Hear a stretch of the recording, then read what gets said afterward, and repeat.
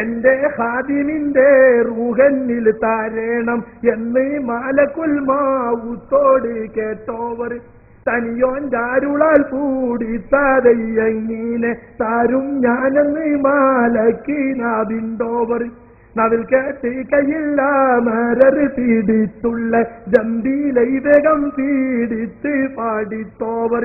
ജമ്പീല എന്ന കൊട്ട എനിക്ക് ചരിത്രമാണ്. മുജാഹിദുകളും ശ്രദ്ധിച്ചോളി, നമുക്കൊരു തയ്യാറ് വെച്ചിട്ടുണ്ട്, തിരിച്ചുക. അതാണ് ബുർദ ആസ്വാദന സദസ്സുകൾ. എന്താണ് അവർ ആസ്വദിക്കുന്നത്? ശിർക്കാണ് അവർ ആസ്വദിക്കുന്നത്, കുഫ്റാണ് അവർ ആസ്വദിക്കുന്നത്, കള്ളക്കഥകളാണ് റസൂലിനെ സംബന്ധിച്ചതിൽ പലതും പറഞ്ഞിട്ടുള്ളത്.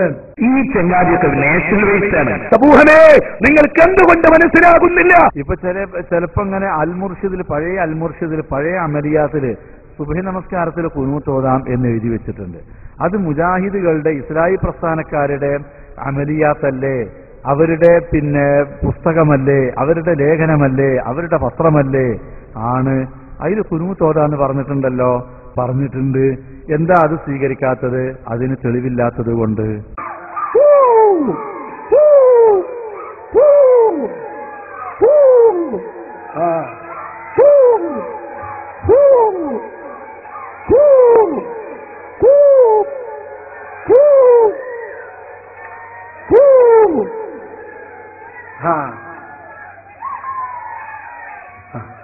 കണ്ടില്ലേ, അതാണ്. ഈ പണിയൊന്നും നല്ലതല്ല. ഹലോ, ആരാണ്? ഞാനാണ്. അവിടെ എവിടെയാണ്? തൃശ്ശൂരാണ്. തൃശ്ശൂരെവിടെയാണ്? ഞാൻ ഇന്ന് വരാട്ടോ ഏട്ടാ. ചേട്ടാ, ഞാൻ പോവാണ് ഞങ്ങട്ട്. ഈ പണിയൊന്നും നല്ലതല്ല. ഞാൻ നിസ്കരിക്കുന്നത് പോലെ നിങ്ങൾ നിസ്കരിച്ചോളൂ എന്ന് പറഞ്ഞതിന്റെ അർത്ഥം ഞാൻ നിസ്കരിക്കുന്നത് എങ്ങനെ സ്വഹാബത്ത് കണ്ടതായി നിങ്ങളോട് ഇമാമുമാരിലൂടെ അവർ പഠിപ്പിച്ചോ അതുപോലെ നിസ്കരിച്ചോളില്ല. അല്ലെങ്കിൽ നിങ്ങൾ പറയണം ഞങ്ങൾ കണ്ടിട്ടുണ്ട് അല്ലാഹുവിന്റെ റസൂൽ നിസ്കരിക്കുന്നത് എന്ന്. ഹദീസുകളെ യുക്തിയിലും ബുദ്ധിയിലും പാകപ്പെടുത്തി താല്പര്യങ്ങൾക്കനുസരിച്ച് വ്യാഖ്യാനിക്കണേ. അള്ളാന്റെ റസൂൽ അങ്ങനെ ഖുർആന്റെ ഒരു കോപ്പി കൊടുത്തിട്ടില്ല. എന്നാൽ സക്കരിയ സ്വലായി തറക്തു ഫീക്കും അംറൈനി എന്ന ഹദീസ് ഓതിയിട്ട് പറയുകയാണ്, ചിലര് പറയും ഖുർആൻ എല്ലാവർക്കും മനസ്സിലാവൂലാന്ന്. അങ്ങനെ മനസ്സിലാകാത്തൊരു ഖുർആൻ അള്ളാഹ് കൊടുത്തിട്ട് പിന്നെ അതിന്റെ പേരിൽ ജനങ്ങളെ ശിക്ഷിക്കാന്നുള്ളത് അനീതിയാണ്. വലിയ തഹ്ഖീഖ് പറയാം മൗലവി. ആരെയും നിന്നോട് പറഞ്ഞു അള്ളാഹ് അങ്ങനെ ശിക്ഷിക്കുന്നു? അള്ളാഹ് ഖുർആൻ തന്നുകാണ്ട് നിന്നെ തിരിയാത്തൊരു ഖുർആൻ കയ്യിൽ തന്നുകാണ്ട് മൗലവി നിന്നെ ശിക്ഷിക്കാൻ അള്ളാഹ് തീരുമാനിച്ചിട്ടില്ല. മറിച്ച് തിരിയാത്ത ഖുർആനും തന്നു, അത് പഠിപ്പിക്കാൻ പറ്റിയ പ്രവാചകനും തന്നു, പിന്നെ അത് പരിചയപ്പെടുത്താൻ പറ്റിയ സ്വഹാബികളെ തന്നു, പിന്നെ അത് കൈമാറിത്തരാൻ പറ്റിയ ഇമാമിങ്ങളെ തന്നു. അങ്ങനെയാണ് ഖുർആൻ തന്നത്. മൗലവി ഭയങ്കര ഒരു തഹ്ഖീഖ് പറയണ്, ഖുർആൻ എല്ലാവർക്കും നോക്കിയാൽ കിട്ടൂല എന്നാ അവര് പറയല്. അങ്ങനെ ഖുർആൻ കിട്ടൂലെങ്കിൽ കിട്ടാത്തൊരു ഖുർആൻ തന്നുകൊണ്ട് അള്ളാഹ് ശിക്ഷിക്കും. അങ്ങനെ ഒരു ഖുർആൻ അള്ളാഹ് തന്നിട്ടില്ല. കിട്ടാവുന്ന ഖുർആൻ അള്ളാഹ് തന്നത് ആര് മുഖേന കിട്ടണം? നബി സല്ലല്ലാഹു അലൈഹി വസല്ലമയിലൂടെ കിട്ടണം, സ്വഹാബിമാരിലൂടെ കിട്ടണം, ഇമാമുമാരിലൂടെ കിട്ടണം. അതിനു പകരം ഖുർആനിന് കിട്ടണം എന്ന് പറഞ്ഞ് ഖുർആനെന്ന് മൗലവിമാര് പറയുന്നത് മതായി സ്വീകരിക്കണം എന്നാ മുജാഹിദുകളെ നിങ്ങളോട് ഈ മൗലവിമാര് പറയണേ. നിങ്ങൾ നോക്ക്, സക്കരിയ സ്വലായി തറക്തു ഫീക്കും അർത്ഥം വെക്കുന്നത്. പരിശുദ്ധ ഖുർആനും തിരുസുന്നത്തുമാണ് നിങ്ങൾ മുറുകെ പിടിക്കേണ്ടതെന്ന് ഖുർആൻ പറഞ്ഞ റസൂലുള്ളാഹി സ്വല്ലല്ലാഹു അലൈഹി വസല്ലം പറഞ്ഞത് നമുക്ക് കാണുവാൻ സാധിക്കും. തറക്തു ഫീക്കും അംറൈനി ലൻ തളില്ലു മാ തമസ്സക്തും ബിഹിമാ കിതാബല്ലാഹി വസുന്നതി. രണ്ടു കാര്യങ്ങൾ ഞാൻ നിങ്ങളിൽ ബാക്കി വെക്കുന്നു, അത് രണ്ടും മുറുകെ പിടിക്കുന്ന പക്ഷം നിങ്ങൾ വഴിവഴക്കുന്ന പ്രശ്നമേ ഇല്ല. അള്ളാഹുവിന്റെ കിതാബും എന്റെ ശരീരമാണത്. ഇമാം മാലിക് മുവത്തയിൽ വിവിധ സനദുകളിലൂടെ റിപ്പോർട്ട് ചെയ്തിട്ടുണ്ട്. ഈ ആശയം ഒരുപാട് ഹദീസുകളിൽ വന്നിട്ടുണ്ട്. പക്ഷേ ഇന്ന് മുസ്ലിയാക്കന്മാര് പറയുന്ന എന്താണ്? ഖുർആൻ നമുക്ക് തിരിയൂല, അത് നമുക്ക് മനസ്സിലാവൂല. മനസ്സിലാകാത്തൊരു ഗ്രന്ഥം അള്ളാഹു നമുക്ക് ഇറക്കി തരാം. എന്നിട്ട് ഈ ഗ്രന്ഥത്തിന്റെ അടിസ്ഥാനത്തിൽ നാളെ നമ്മൾ വിചാരണ ചെയ്യാം. അതുണ്ടാകുമോ? നീതിമാനായ അള്ളാഹു പഠിച്ചോനെ, ഞങ്ങൾക്ക് തിരിയാത്തൊരു ഗ്രന്ഥം നീ ഞങ്ങൾക്ക് തന്നിട്ട് എന്തേ നിങ്ങൾ ഖുർആൻ അനുസരിച്ച് ജീവിച്ചില്ലാന്ന് ഞങ്ങളോട് ചോദിക്കുന്നതിൽ എന്തർത്ഥമാണുള്ളത് എന്ന് ആളുകൾ തിരിച്ചു ചോദിക്കൂലേ? എന്നാൽ അതിന് മറുപടി കേട്ടോ മൗലവി, അള്ളാഹ് നിന്നോട് അതല്ല ചോദിക്കാ. തിരിയാത്തൊരു ഖുർആൻ എടുത്തുകാണ്ട് നട്ടം തിരിഞ്ഞ് നാട്ടുകാരടിയിൽ തോന്നിയാസം പറഞ്ഞ് മതം കൊല്ലം മാറ്റണം എന്നല്ല അള്ളാഹ് പറഞ്ഞത്. ഖുർആൻ തന്നിട്ട് അള്ളാഹ് പറഞ്ഞു, ഹദീസ് വന്നിട്ട് അള്ളാഹുവിന്റെ റസൂല് പറഞ്ഞു, തറക്തു ഫീക്കും അംറൈനി, നിങ്ങളിലേക്ക് ഞാൻ ഖുർആനും സുന്നത്തും തന്നു. പക്ഷേ നിങ്ങളല്ലാതെ ആധികാരികമായി പറയേണ്ടത് വല്യുബല്ലിഗ് ഷാഹിദുൽ ഗൈബാ. അത് നിങ്ങൾക്ക് സ്വഹാബത്ത് പഠിപ്പിച്ചു തരും, അത് നിങ്ങൾക്ക് സ്വഹാബത്ത് വിശദീകരിച്ചു തരും. അതുപോലെ മൗലവിക്ക് തന്നെ സ്വന്തം തിരിയണമെന്ന് പറഞ്ഞാൽ അതിന് ബാറസാബിലെ കാക്കാലി പോകാന്നല്ലാതെ ഖുർആനിൽ കയറരുത്, അള്ളാന്റെ മതം കക്കരുത്, അള്ളാന്റെ ദീനിനെ കൊല്ലരുത്. മൗലവി പറയുന്നത് അള്ള അങ്ങനെ ഒരു ഖുർആൻ ഇറക്കിയെങ്കിൽ എനിക്കെന്നാൽ തിരിയണ്ടേ? പിന്നെ അള്ള ഖുർആൻ ഇറക്കി അത് മൗലവി നിന്റെ ഓഫീസിൽ നിന്ന് ഇറക്കുന്ന രണ്ടുക്കാലിന്റെ ബുക്ക് പോലെയാണ്, എനിക്ക് എല്ലാ വഹാബികൾക്കും വായിച്ച് തിരിയാൻ പറ്റിയതാണെങ്കിൽ പിന്നെ അതിന് ഖുർആൻ അറിയോ? അതിന് ഖുർആൻ എന്ന് പറയോ? അത് ഖുർആനാകുന്നത് എപ്പോഴാണ്? എന്നാ ഇനി കേട്ടോളൂ, ഹുസൈൻ സലഫി എന്ന് പറയുന്ന മൗലവി പറയാണ് ഖുർആൻ എന്ന് പറഞ്ഞ അറബി അറിഞ്ഞു എന്നതുകൊണ്ട് ഖുർആൻ അറിയില്ല, അറബി അറിഞ്ഞു എന്നതുകൊണ്ട് ഖുർആൻ അറിയില്ല. അങ്ങനെ അറിയുമെങ്കിൽ എല്ലാ അറബികളും പണ്ഡിതന്മാരാകുമായിരുന്നു. എല്ലാവർക്കും മനസ്സിലാവൂലേ? വഹാബികൾ പറയുന്നത് ഇപ്പൊ ഖുർആൻ പരിഭാഷ മൗലവിമാരെ എഴുതിയതാണ് വായിച്ചാൽ പിന്നെ ഒരു തികഞ്ഞ പണ്ഡിതനായി. പിന്നെ അതിന്റെ അപ്പുറത്തുമില്ല ഇതിനിപ്പുറത്തുമില്ല. ആ ഖുർആൻ പരിഭാഷ ദുർബലപ്പെടുത്തി വേറൊരു മൗലവി പുതിയ പരിഭാഷ എഴുതുന്നത് വരെ. ഇത് എന്ത് വിഡിത്തമാണ്? ഹുസൈൻ സലഫി പറയുന്നത് അങ്ങനെ ഖുർആനാണ് വായിക്കുമ്പോത്തിന് മതം കിട്ടുകയാണെങ്കിൽ എല്ലാ അറബികളും അറബി പണ്ഡിതന്മാരാവൂലേ? അങ്ങനെ ഒന്നില്ല. അങ്ങനെ ഡയറക്റ്റായി ഖുർആൻ കിട്ടൂല. ഈ ഖുർആൻ ഏതൊരു ദൂതനിലേക്കാണോ അല്ലാഹു തആല അവതരിപ്പിച്ചതെങ്കിൽ ആ ദൂതന് അല്ലാഹു നൽകിയ മറ്റൊരു ഡ്യൂട്ടി കൂടിയുണ്ട്. വഅൻസൽനാ ഇലൈക الذിക്റ ലിതുബയ്യിന ലിന്നാസി മാ നുസ്സില ഇലൈഹിം. ഓ നബിയേ, താങ്കൾക്ക് നാം ഈ ഉത്ബോധനം അവതരിപ്പിച്ചു തന്നിരിക്കുന്നു, അഥവാ ഈ ഖുർആൻ ഇറക്കി തന്നിരിക്കുന്നു. എന്തിന്? ഈ ഖുർആൻ മാത്രം അങ്ങ് ജനങ്ങൾക്ക് എത്തിച്ചു കൊടുക്കാനാണോ? ഒരിക്കലുമല്ല. അങ്ങനെ ഖുർആൻ മാത്രം നോക്കിയിട്ട് ഒരാൾക്ക് ഇവിടെ ദീനനുഷ്ഠിക്കാൻ സാധ്യമല്ല. ആ ഖുർആനിന്റെ ഭാഷ മാത്രം ഒരാൾ മനസ്സിലാക്കിയത് കൊണ്ട് ഖുർആൻ തിരിയുമോ? എങ്കിൽ അറബി സാഹിത്യത്തിന്റെ ഏറ്റവും തറവാട്ടിലെ കാവലാളുകളായിരുന്ന അറേബ്യൻ ജനതയ്ക്ക് ഖുർആൻ വളരെ വ്യക്തമായി തന്നെ മനസ്സിലാകേണ്ടതായിരുന്നു. പക്ഷേ ചരിത്രം നേരെ മറിച്ചാണ് പഠിപ്പിക്കുന്നത്. അപ്പൊ ഭാഷ അറിഞ്ഞതുകൊണ്ട് മതം കിട്ടൂല ഖുർആനെന്ന്. അത് മുസ്ലിയാക്കന്മാര് മാത്രമല്ല പറയുന്നത്, മുജാഹിദ് മൗലവിയും കൂടിയാണ്. അപ്പൊ മൗലവിന്റെ ചോദ്യം, തിരിയാത്തൊരു ഖുർആൻ കയ്യിൽ തന്നുകാണ്ട് അതിൽ പറഞ്ഞതനുസരിച്ച് എന്തുകൊണ്ട് ജീവിച്ചില്ല എന്ന് അള്ള ചോദിച്ചാൽ അത് നീതിക്കെതിരല്ലേ? അത് നീതിക്കെതിരല്ല. അറിയാവുന്ന പണ്ഡിതന്മാര് ഖുർആൻ എങ്ങനെയാന്ന് പറഞ്ഞു തന്നിട്ട് അത് കേട്ടിട്ടില്ലെങ്കിലാണ് നീതിക്കെതിരെ. അത് കേട്ടിട്ടില്ലെങ്കിലാണ് നീതിക്കെതിരെ. ഇങ്ങനെ അള്ളാഹുവിന്റെ ഖുർആൻ, ആ ഖുർആൻ നബി സല്ലല്ലാഹു അലൈഹി വസല്ലം അടങ്ങൾ ആ ഖുർആനിന്റെ വിശദീകരണം തന്നു. അതുകൊണ്ടല്ലേ ഖുർആനിന്റെ കോപ്പി അറബികളിലേക്ക് നേരിട്ട് പുസ്തകമാക്കി കൊടുക്കാഞ്ഞത്? വഹാബികൾ പരിഭാഷ ഇറക്കണ മാതിരി എന്തേ റസൂലുള്ളാഹിന്റെ അടുത്ത് ഒരു കോപ്പിയാണ് കൊടുത്തിട്ട് ഫോട്ടോസ്റ്റാറ്റ് എടുത്ത് കൊടുത്താൽ പോലെയിരുന്നോ? അറബികൾക്ക് തിരിയാത്ത വിഷയ ഈ ഭാഷ. പക്ഷേ അങ്ങനെ നോക്കിയാൽ കിട്ടൂലത്, നോക്കിയാൽ കിട്ടൂല. സുന്നത്ത് കിട്ടോ? സുന്നത്തും കിട്ടൂല. ഖുർആനിന്റെ വിശദീകരണമായ നബി സല്ലല്ലാഹു അലൈഹി വസല്ലമയുടെ ചര്യ അതും പറയേണ്ടത് സ്വഹാബികളാണ്. ആ സ്വഹാബിമാരിൽ നിന്നത് പഠിച്ചവരാണ് ഇമാമുമാര്. ആ ഇമാമുമാരിലൂടെ കിട്ടിയതാണ് ദീന്. മദ്ഹബിന്റെ 4 ഇമാമുമാര് ലോകത്ത് ചെയ്ത സേവനം എന്താണെന്നറിയോ? ആ സ്വഹാബിമാരിലൂടെ പ്രവാചകനിൽ നിന്നും പ്രസരണം ചെയ്ത ഇസ്ലാമിക പ്രമാണങ്ങളുടെ മാർഗരേഖ വിശദമായി പഠിച്ച് ലക്ഷക്കണക്കായ ഹദീസിൽ സർവണം നടത്തി. എന്താണ് പ്രമാണത്തിൽ പറഞ്ഞ ഖുർആൻ എന്ന് ആധികാരികമായി രേഖപ്പെടുത്തി വെച്ചു. ലക്ഷക്കണക്കായ ഹദീസിൽ നിന്ന് പഠിച്ചു വെച്ചു. മാത്രമല്ല ഖൈറുൻ നാസി ഖർനി സുമ്മല്ലദീന യലൂനഹും സുമ്മല്ലദീന യലൂനഹും. ഇസ്ലാമിക ചരിത്രത്തിലെ മാതൃകായോഗ്യരാണ് ഹിജ്റ 3 നൂറ്റാണ്ടുകാര്. മുസ്ലിങ്ങൾക്ക് പറ്റാവുന്നതാണ് ഹിജ്റ 3 നൂറ്റാണ്ടുകാര്. കാരണം അവർ നമ്മക്കാൾ തഖ്വ കൂടിയവരാണ്, അവർ നമ്മക്കാൾ ഭക്തി കൂടിയവരാണ്, അവർ നമ്മക്കാൾ വിവരമുള്ളവരാണ്. അതുകൊണ്ട് ആ 3 നൂറ്റാണ്ടുകാര് നമുക്ക് മഹനീയരായ മാതൃകാ പുരുഷരാണ്. പോരാ, ആ ഹിജ്റ 3 നൂറ്റാണ്ടില് അത്യുജ്ജലമായ ആ അറിവിന്റെ ഉജ്ജ്വല വ്യക്തിത്വങ്ങളാണ് മദ്ഹബിന്റെ ഇമാമുമാര്. ആ ഇമാമുമാരെ ലോകത്ത് ചെയ്ത സേവനം എന്താണ്? അവർ ഖുർആനും സുന്നത്തുമായി സ്വഹാബത്തിലൂടെ പഠിച്ചു വെച്ച കാര്യങ്ങള് അവർ കൃത്യമായി ക്രോഡീകരിച്ചു വെച്ചു. അപ്പൊ കാട്ടുണ്ടക്കാരനായൊരു മൗലവിക്ക് ഭയങ്കര ഇഷ്ടമായി. അപ്പൊ എന്താ നമ്മൾ ചെയ്യേണ്ടത്? അപ്പൊ നമ്മൾ ചെയ്യേണ്ടത് ഷാഫി ഇമാമിന്റെ ആൻസർ പേപ്പർ കൊടുക്കുക, അനഫി ഇമാമിന്റെ ആൻസർ പേപ്പർ കൊടുക്കുക. എന്നിട്ട് ഓലോടൊക്കെ ചോദ്യം ചോദിച്ചിട്ട് ആര് പറഞ്ഞതാ തെളിവ് നമ്മൾ കണ്ടുപിടിക്കുക. മൗലവി ഞങ്ങൾ വഹാബിസം എന്ന് പറഞ്ഞ എന്താ ചെയ്യുന്നത്? നിങ്ങള് വഹാബികൾ ചെയ്യണത് എല്ലാ മതത്തിലുള്ള ശരി ഇരിക്കണം. എന്ന് പറഞ്ഞാൽ അതിന്റെ അർത്ഥം മൗലവിമാരെ പണി മദ്ഹബിന്റെ ഇമാമിങ്ങൾക്ക് മാർക്കിടുക എന്നുള്ളതാണ്.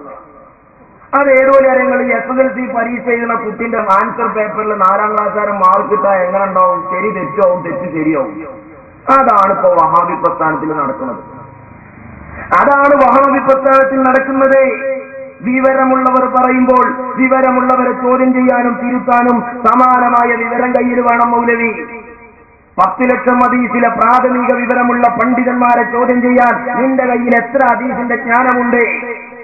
ചെറുവിരലില്ലാത്തവൻ ചെറുകൈയില്ലാത്തവനെ ആക്ഷേപിക്കാൻ പാടുണ്ടോ? അതിന് മാന്യമായി പറഞ്ഞാൽ എന്താ? വിഡിത്തെന്നോ സ്വയബോധമെന്നാ പറയാം. സഹോദരന്മാരെ, അതുകൊണ്ടാണ് ഹിജ്റ 3 നൂറ്റാണ്ടിൽ കഴിഞ്ഞുപോയ ഇമാമുമാരെ 3 നൂറ്റാണ്ടിന് ശേഷം വന്ന സകല പണ്ഡിതന്മാരും സ്വീകരിച്ചില്ലേ? മൗലവിമാര് പറയാറില്ലേ സഹോദരന്മാരെ? ഇമാം ഷാഫി റഹിമഹുള്ള പറഞ്ഞത്രേ, ഇദാ സ്വഹൽ ഹദീസ് ഫഹുവ മദ്ഹബി. ഹദീസ് ശരിയായി വന്നാൽ അതാണ് എന്റെ മദ്ഹബ്. അപ്പൊ നിങ്ങൾക്ക് ഇന്നെക്കാളും ഹദീസ് സ്വഹിയായത് കിട്ടിയ ഞങ്ങൾ അതിന്റെ ഒപ്പം നിന്നോളില്ല. അപ്പൊ മൗലവിമാര് പറയുന്നത് ഞങ്ങൾക്ക് ഷാഫി ഇമാമിന് കിട്ടാത്ത കുറെ സ്വഹിയായ ഹദീസ് കിട്ടിയിട്ടുണ്ട്, ഞങ്ങൾക്ക് ഷാഫി ഇമാമിന് കിട്ടാത്ത കുറെ സ്വഹിയായ ഹദീസ് കിട്ടിയിട്ടുണ്ട്. ആർക്ക്? നമ്മളെ കാട്ടുണ്ടത്ത മൗലവിക്കും നമ്മളെ സക്കരിയ സോലാഹി എന്ന കടവത്തൂര മൗലവിക്കൊക്കെ. സഹോദരന്മാരെ, 10 ലക്ഷം ഹദീസാണ് ഷാഫി ഇമാമിന് മനപ്പാടം. ആ ഹദീസ് ജ്ഞാനങ്ങളെ കുറിച്ച് തിരുത്താനും അത് ശരിവെക്കാനും കഴിയണമെങ്കിൽ ആ 10 ലക്ഷമെങ്കിലും കയ്യിൽ വേണ്ടേ? ആ 10 ലക്ഷം ഹദീസിൽ ഏതാണ് മൗലവിക്ക് കിട്ടിയതാണോ ഷാഫി ഇമാമിന് കിട്ടിയത്, അതോ മൗലവിക്ക് കിട്ടാത്തതാണോ ഷാഫി ഇമാമിന് കിട്ടിയത് എന്ന് എങ്ങനെയാ മൗലവിമാര് തീരുമാനിക്കുന്നത്? ഷാഫി ഇമാമിന്റെ കയ്യിൽ ഷാഫി ഇമാമ് ഗവേഷണത്തിന് ഉപയോഗിച്ച ഹദീസൊക്കെ മൗലവിന്റെ കയ്യിലുണ്ടോ? ഉണ്ടെങ്കിൽ അന്ന് ഷാഫി ഇമാമിന് കിട്ടിയ ഹദീസൊക്കെ മേശപ്പുറത്ത് വെച്ചിട്ട് എനിക്കിപ്പോൾ കിട്ടിയ ഹദീസ് ഷാഫി ഇമാമിന് കിട്ടാത്തതാണ്, അതുകൊണ്ട് അതിനേക്കാൾ സ്വഹീഹ് ഇതാണ്, അതുകൊണ്ട് ആ ഷാഫി ഇമാമിന്റെ ഹദീസിനെ ഞാൻ ഈ ഹദീസ് കൊണ്ട് തിരുത്താം എന്ന് നിങ്ങൾക്ക് പറയാം. അതിന് നിങ്ങളുടെ കയ്യിൽ ജ്ഞാനമുണ്ടോ? ഇതിന് ധിക്കാരമെന്നാണ് പറയുന്നത്. ആ ധിക്കാരത്തിന്റെ അടിസ്ഥാനത്തിലാണ് നിങ്ങൾ ഇമാമുമാരെ തള്ളിയത്. ആ ധിക്കാരത്തിന്റെ അടിസ്ഥാനത്തിലാണ് നിങ്ങൾ KM മൗലവിയെ തള്ളിയത്. ആ ധിക്കാരത്തിന്റെ അടിസ്ഥാനത്തിലാണ് ഇപ്പോൾ സക്കരിയ സോലാഹി AP അബ്ദുൽ ഖാദർ മൗലവിയെ തള്ളിയത്. ആ സക്കരിയ സോലാഹി TP അബ്ദുൽ കോയ മദനിയെ തള്ളിയത്. ഇത് ധിക്കാരത്തിന്റെ ആജീവങ്ങളാണ്. ഇത് മതത്തിന്റെ ആദരവോ വിനയമോ സ്വീകരിച്ച ഇസ്ലാമികമായ ഉത്തമ സമുദായത്തിന്റെ മാതൃകകളല്ല. AP അബ്ദുൽ ഖാദർ മൗലവിനെയും TP അബ്ദുൽ കോയ മദനിയും ചോദ്യം ചെയ്തപ്പോ APക്കും TPക്കും പൊള്ളിയോ? സക്കരിയാനെ പ്രസംഗിക്കാൻ വിളിക്കണ്ടെന്ന് പറഞ്ഞോ? എങ്കിൽ KM മൗലവിക്കുണ്ടാവൂലേ കൂട്ടരെ ഈ പൊള്ളല്? KM മൗലവി പാടത്തും പറഞ്ഞ KM മൗലവി വിശ്വസിച്ച പഠിച്ചോണങ്ങൾ അപ്പാടെ ശ്മശാനത്തിന് മറവേതിലെ, അപ്പാടെ കൊണ്ട് ഈ മറവേതിലെ കേരള ജമിയത്തുൽ ഉലമയുടെ സെക്രട്ടറി സ്ഥാനത്തേക്ക് ഇന്ന് KM മൗലവി വന്നാൽ KM മൗലവി പറയും AP അബ്ദുൽ ഖാദർ മൗലവിനെയും പ്രസംഗിക്കാൻ വിളിക്കണ്ടെന്ന് പറയില്ലേ? പ്രിയപ്പെട്ടവരെ, ഇതൊരു വലിയ ചതിയാണ് ഇമാമിങ്ങളെ പിന്നിൽ നിന്ന് സമുദായത്തെ കൊണ്ടുപോകാൻ. എന്നാൽ മുസ്ലിം ലോകം ഈ വിഷയത്തിൽ എന്തു നിലപാട് സ്വീകരിച്ചു? എന്റെ സ്വഹിയായ ഹദീസ് കിട്ടിയാൽ ആ ഹദീസ് സ്വീകരിച്ചോളൂ എന്ന് ഷാഫി ഇമാമ് പറഞ്ഞു. പക്ഷേ ഷാഫി ഇമാമിന് കിട്ടിയതും കിട്ടാത്തതും അറിഞ്ഞാലല്ലേ നിന്റെ കയ്യിലുള്ള ഹദീസ് കൊണ്ട് ഷാഫി ഇമാമിനെ തിരുത്താൻ കഴിയുള്ളൂ. എന്നാൽ ഞാൻ ചോദിക്കുന്നു, അടുത്തതായി നിങ്ങളിപ്പോൾ ഗവേഷണത്തിന് കൈ പിടിക്കാറുള്ള സ്വഹീഹ് ബുഖാരി, ആ ബുഖാരി ലോകത്തിന് സമർപ്പിച്ച സയ്യിദുനാ ഇസ്മായിൽ ബുഖാരി റഹിമഹുല്ലാഹ്, ആ ഇമാം ബുഖാരി റഹിമഹുല്ലാഹ് സ്വഹീഹ് ബുഖാരി എടുത്ത് ഗവേഷണം ചെയ്യാൻ നിങ്ങളോട് പറഞ്ഞിട്ടുണ്ടോ? ഇല്ലല്ലോ മുജാഹിദേ. ഇമാം ബുഖാരി പറഞ്ഞതെന്താണ്? എന്നെക്കാൾ തെക്കുവയുള്ളവരാണ് ഹിജ്റ 3-ാം നൂറ്റാണ്ടുകാര്, എന്നെക്കാൾ വിവരമുള്ളവരാണ് ഇമാമുമാര്, അതുകൊണ്ട് ഞാൻ ഇമാമുമാരെ സ്വീകരിക്കുകയാണ്. ഇമാം മുസ്ലിം റഹിമഹുല്ലാഹ് സ്വഹീഹ് മുസ്ലിം എടുത്ത് ഗവേഷണം ചെയ്യാൻ നിന്നോട് പറഞ്ഞിട്ടുണ്ടോ? ഇല്ലല്ലോ. ഇമാം മുസ്ലിം റഹിമഹുല്ലാഹ് വിനയത്തിന്റെ നിലപാട് സ്വീകരിച്ചില്ലേ? ഇമാം മുസ്ലിം റഹിമഹുല്ലാഹ് തന്നെക്കാൾ വിവരമുള്ളവരാണ് ഹിജ്റ 3 നൂറ്റാണ്ടുകാരെന്ന് വിധിയെഴുതിയില്ലേ? എന്നാ മുജാഹിദീങ്ങൾ പറയുന്നത് ഖുർആനുക്കും സുന്നത്തുക്കും മടക്കണം എന്നാണ്. ആ ഖുർആനുക്കും സുന്നത്തുക്കും മടക്കണം എന്ന് പറഞ്ഞത് വെറും വിഡ്ഢിത്തമാണ്. ഞാൻ സാധാരണ മുജാഹിദുകളോട് ചോദിക്കുന്നു, നിങ്ങൾ അങ്ങനെ ഖുർആനും സുന്നത്തും മടക്കാറുണ്ടോ? നിങ്ങൾ ഖുർആനും സുന്നത്തും നിവർത്തി വെച്ച് സക്കരിയാത്തുലായി താടിക്ക് നീളം വേണമെന്ന് പറയുന്നു. ഈത്യതുള്ളക്കോയ മതിരി വേണ്ടാന്ന് പറയുന്നത്. സാധാരണ മുജാഹിദെ ഖുർആൻ വെച്ചെന്ന് പറഞ്ഞാൽ താടിക്കത്ര നീളം വേണമെന്ന് നീ പറയൂ, ഖുർആനും സുന്നത്ത് കൊടുത്തിട്ട് പറയൂ. അപ്പോൾ ഖുർആനിലേക്കും സുന്നത്തിലേക്കും മടക്കണം എന്ന് പറഞ്ഞിട്ട് മൗലവിമാര് പറയുന്നുണ്ടാ, ആ മടക്കല് ഞങ്ങൾ കഴിച്ചോളാം, ഇമാമികൾ മടക്കിയാ പോരാ. ഇതാണ് പ്രശ്നം. അതിന് മുജാഹിദ് മൗലവിമാര് പറയുന്ന ആയത്തുണ്ട്, യാ അയ്യുഹല്ലദീന ആമനൂ അത്തിയുല്ലാഹ വഅതിയുർ റസൂല വഉലിൽ അംരി മിൻകും. നിങ്ങൾ അല്ലാഹുവിനെ അനുസരിക്കണം, അല്ലാഹുവിന്റെ റസൂലിനെ അനുസരിക്കണം. വഇൻ തനാസഅതും ഫീ ശൈഇൻ ഫറുദ്ദൂഹു ഇലല്ലാഹി വറസൂൽ. മതപരമായ വിഷയത്തിൽ തർക്കം വന്നാൽ ആ തർക്കത്തിന് പരിഹാരം നിങ്ങൾ തേടേണ്ടത് മൗലവിമാരുടെ ഭാഷ മദ്ഹബിൽ നിന്നല്ല എന്നാണ്, അതുപോലെ സ്വഹാബിമാരിൽ നിന്നല്ല എന്നാണ്. മറിച്ച് എവിടുന്നാണ് മതപരമായ വിഷയത്തിലെ തർക്കത്തിന് തീരുമാനം കാണേണ്ടത്? മുജാഹിദ് മൗലവിമാര് പറയുന്നു ഖുർആനും സുന്നത്തുക്കും മടക്കണം, സുന്നികളും പറയുന്നു ഖുർആനും സുന്നത്തുക്കും മടക്കണം. പിന്നെ വ്യത്യാസം എവിടെയാ? സുന്നത്ത് ജമാഅത്തിന്റെ ആലിമീങ്ങൾ പറയുന്നത് ഖുർആനും സുന്നത്തുക്കും മടക്കാൻ കഴിയുന്നവരാണ് മടക്കേണ്ടത്. വഹാബികൾ പറയുന്നു ആ മടക്കാൻ കഴിയുന്ന കോജാള് ഞങ്ങൾ തന്നെയാണ്. ഞങ്ങൾ പറയുന്നു ആ കോജകള് മാപ്പിള സമുദായത്തിന് അരക്കാശിന് പറ്റാത്തവരാണ്. ഇതാണ് ഇപ്പൊ സുന്നിയും തമ്മിലുള്ള തർക്കത്തിന്റെ കഥ. മുജാഹിദ് മൗലവി യാ അയ്യുഹല്ലദീന ആമനൂ ഖുർആനിക്ക് മടക്കണം എന്ന് പറയുന്ന ആയത്തുള്ളത് നോക്കിങ്ങള്. ഇതാണ് മുജാഹിദുകൾ പറയുന്നത്. നമുക്കിടയിൽ മതപരമായ വിഷയത്തിൽ അഭിപ്രായ വ്യത്യാസങ്ങൾ ഉണ്ടാവാം, ഭിന്നതകൾ ഉണ്ടാകാം. പക്ഷേ അത് ഒരു കേന്ദ്രത്തിലേക്ക് മടക്കിയാൽ, ഒരു പ്രമാണത്തിലേക്ക് മടക്കിയാൽ അതിന് പരിഹാരം ലഭിക്കണം. ഏതാണ് കേന്ദ്രം, ഏതാണ് ആ പ്രമാണം? വിശുദ്ധ ഖുർആനാണ്, പ്രവാചകന്റെ ഹദീസാണ്. അല്ലാഹു പറഞ്ഞല്ലോ, യാ അയ്യുഹല്ലദീന ആമനൂ അത്തിയുല്ലാഹ വഅതിയുർ റസൂല വഉലിൽ അംരി മിൻകും ഫഇൻ തനാസഅതും ഫീ ശൈഇൻ ഫറുദ്ദൂഹു ഇലല്ലാഹി വറസൂൽ.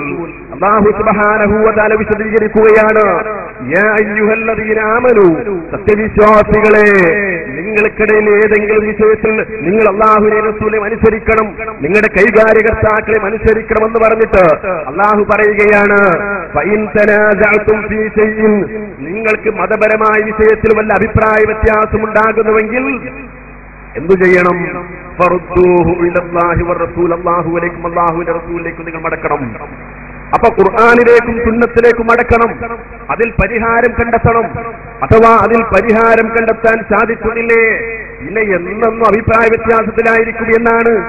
ഖുർആനുക്കും സുന്നത്തുക്കും മടക്കിയാൽ തീരുമാനം കിട്ടാതൊക്കെ എപ്പോഴാ? മടക്കാൻ കഴിയാത്ത ആളുകൾ മടക്കുമ്പോഴാണ് മടക്കിയ തീരുമാനം വരാതെക്ക. 75 കൊല്ലക്കാലം മുജാഹിദ് രണ്ടും മടക്കിയില്ലേ? മടക്കിയിട്ട് ഒരു മുജാഹിദിനെ കാണുന്ന അപ്പിയും കുറുന്തോട്ടിയൊക്കെ ചിഹ്നം ചെയ്താനും ആയില്ലേ? വേറൊരു മുജാഹിദിന് എന്നെ കണ്ടാലോ അത് ചൊല്ലും കൊതുവായില്ലേ? രണ്ടും എവിടുന്ന് കിട്ടിയതാ? ഖുർആനിന്ന് കിട്ടിയതാ. എന്നാ ഖുർആനിക്ക് മടക്കിയിട്ട് തീരുമാനം കണ്ടൂടെ? പക്ഷേ ഇപ്പൊ വഹാബികളെ ആയത്തി ഇരുപൊലക്ക മാതിരി മസിലുടിച്ചിങ്ങനെ നിൽക്കാൻ മടക്കിയിട്ട് മടങ്ങണില്ല. മാത്രമല്ല സഹോദരന്മാരെ, 921 വരെ മടക്കാൻ കഴിവുള്ള ഇമാമുമാര് മടക്കിയ, മടക്കാൻ കഴിവുള്ള സ്വഹാബിമാര് മടക്കിയ മതനിലപാടിൽ മുസ്ലിം സമുദായം വന്നപ്പോ സമുദായത്തിലെ തർക്കം പരിമിതമായിരുന്നു. എന്നാൽ 921 KM മൗലവി മടക്കാൻ തുടങ്ങിയതോടെ തർക്കം തീരുമാനമാകാതെ തുടരുകയല്ലേ. 21 മൗലവി KM മൗലവി മടക്കി, 40 മൗദൂദി മടക്കി, പിന്നെ തേകന്നൂര് മടക്കി, പിന്നെ ഖാദിയാനി മടക്കി, പിന്നെ തബ്ലീഗ് മടക്കി. മടക്കൽ തുടരുകയല്ലേ, തീരുമാനം വൈകുകയല്ലേ. എന്താണ് കാരണമെന്നറിയോ? സുന്നത്ത് ജമാഅത്തിന്റെ ആലിമീങ്ങൾ പറയുന്നത്, അതേ ബഹുമാനപ്പെട്ട വരക്കൽ മുല്ലക്കോയ തങ്ങൾ പറഞ്ഞത്, ബഹുമാനപ്പെട്ട പാങ്ങിനെത്തി അഹമ്മദ് കുട്ടി മുസ്ലിയാർ പറഞ്ഞത്, സയ്യിദ് റഹ്മാൻ ബാഫത്ത് തങ്ങൾ പറഞ്ഞത്, പാണക്കാട് PMS കോയ തങ്ങൾ പറഞ്ഞത്, ശംസുൽ ഇ.കെ. അബൂബക്കർ മുസ്ലിയാർ പറഞ്ഞത്, റഈസുൽ മുഹഖഖീൻ കണ്ണിയത്ത് ഉസ്താദ് പറഞ്ഞത്, ബഹുമാനപ്പെട്ട ഖമറുൽ ഉലമ കാന്തപുരം ഉസ്താദ് പറയുന്നത്, ബഹുമാനപ്പെട്ട താജുൽ ഉലമ പറയുന്നത്, ഇന്ന് കേരളത്തിൽ നിലനിൽക്കുന്ന മുഴുവൻ സമസ്തയുടെ ആലിമീങ്ങളും പറയുന്നത് ഖുർആനിലേക്കും സുന്നത്തിലേക്കും മടക്കണമെന്നു തന്നെയാണ്. പക്ഷേ അത് മടക്കേണ്ടതാരാണ്? അരമൗലവിമാരല്ല, മുറിമൗലവിമാരല്ല. മടക്കേണ്ടത് മടക്കാൻ കഴിവുള്ളവരാണ്. ആരാണ് മടക്കാൻ കഴിവുള്ളവർ? ഹിജ്റ 3 നൂറ്റാണ്ടിന് ശേഷമുള്ള സകല മുസ്ലിങ്ങളും പറഞ്ഞില്ലേ, മടക്കാൻ കഴിവുള്ളവർ ഹിജ്റ 3 നൂറ്റാണ്ടിലെ ഇമാമുമാരാണ്. ഇമാം ബുഖാരി ആ നിലപാട് സ്വീകരിച്ചില്ലേ, ഇമാം മുസ്ലിം റഹിമഹുല്ലാ നിലപാട് സ്വീകരിച്ചില്ലേ. ലോകത്തെ മുസ്ലിങ്ങളൊക്കെ ആ നിലപാടിലൂടെ മുന്നോട്ട് പോയില്ലേ.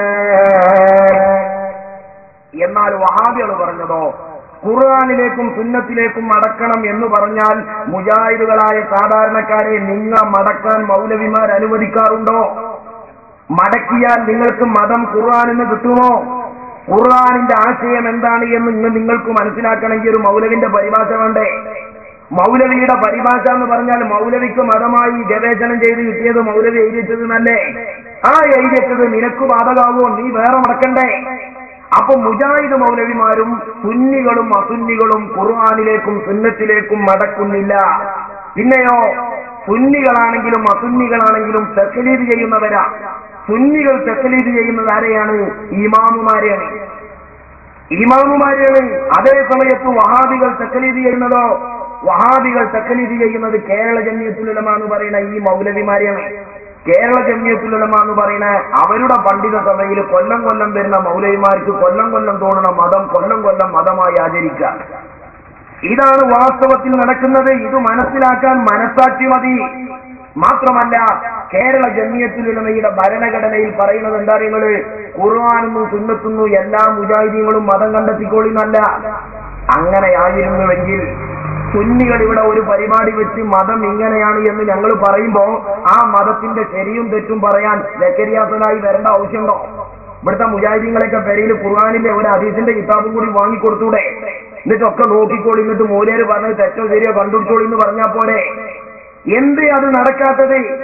ഡയറക്റ്റായി ഖുർആൻ എല്ലാവർക്കും തിരിയും, അതുകൊണ്ട് ഖുർആനിൽ എല്ലാവരും മതം മനസ്സിലാക്കിക്കോളിയും എന്നത് നമ്പർ 1 വിഡിത്താണ്. അത് സാധാരണ മുസ്ലിങ്ങളിൽ നടപ്പുള്ള കാര്യമല്ല, പ്രായോഗികമല്ല. നടക്കുന്നത് എന്താണ്? സമസ്ത കേരള ജംഇയ്യത്തുൽ ഉലമ അത് 3 സമസ്തിയും പറയുന്ന എന്താണ്? മതപരമായ വിഷയത്തിലെ തർക്കം വന്നാൽ തീരുമാനം ഖുർആനും സുന്നത്തുന്നും ഇമാമിങ്ങൾ മടക്കി പറഞ്ഞിട്ടുണ്ട്, അവിടെ നിൽക്കണം.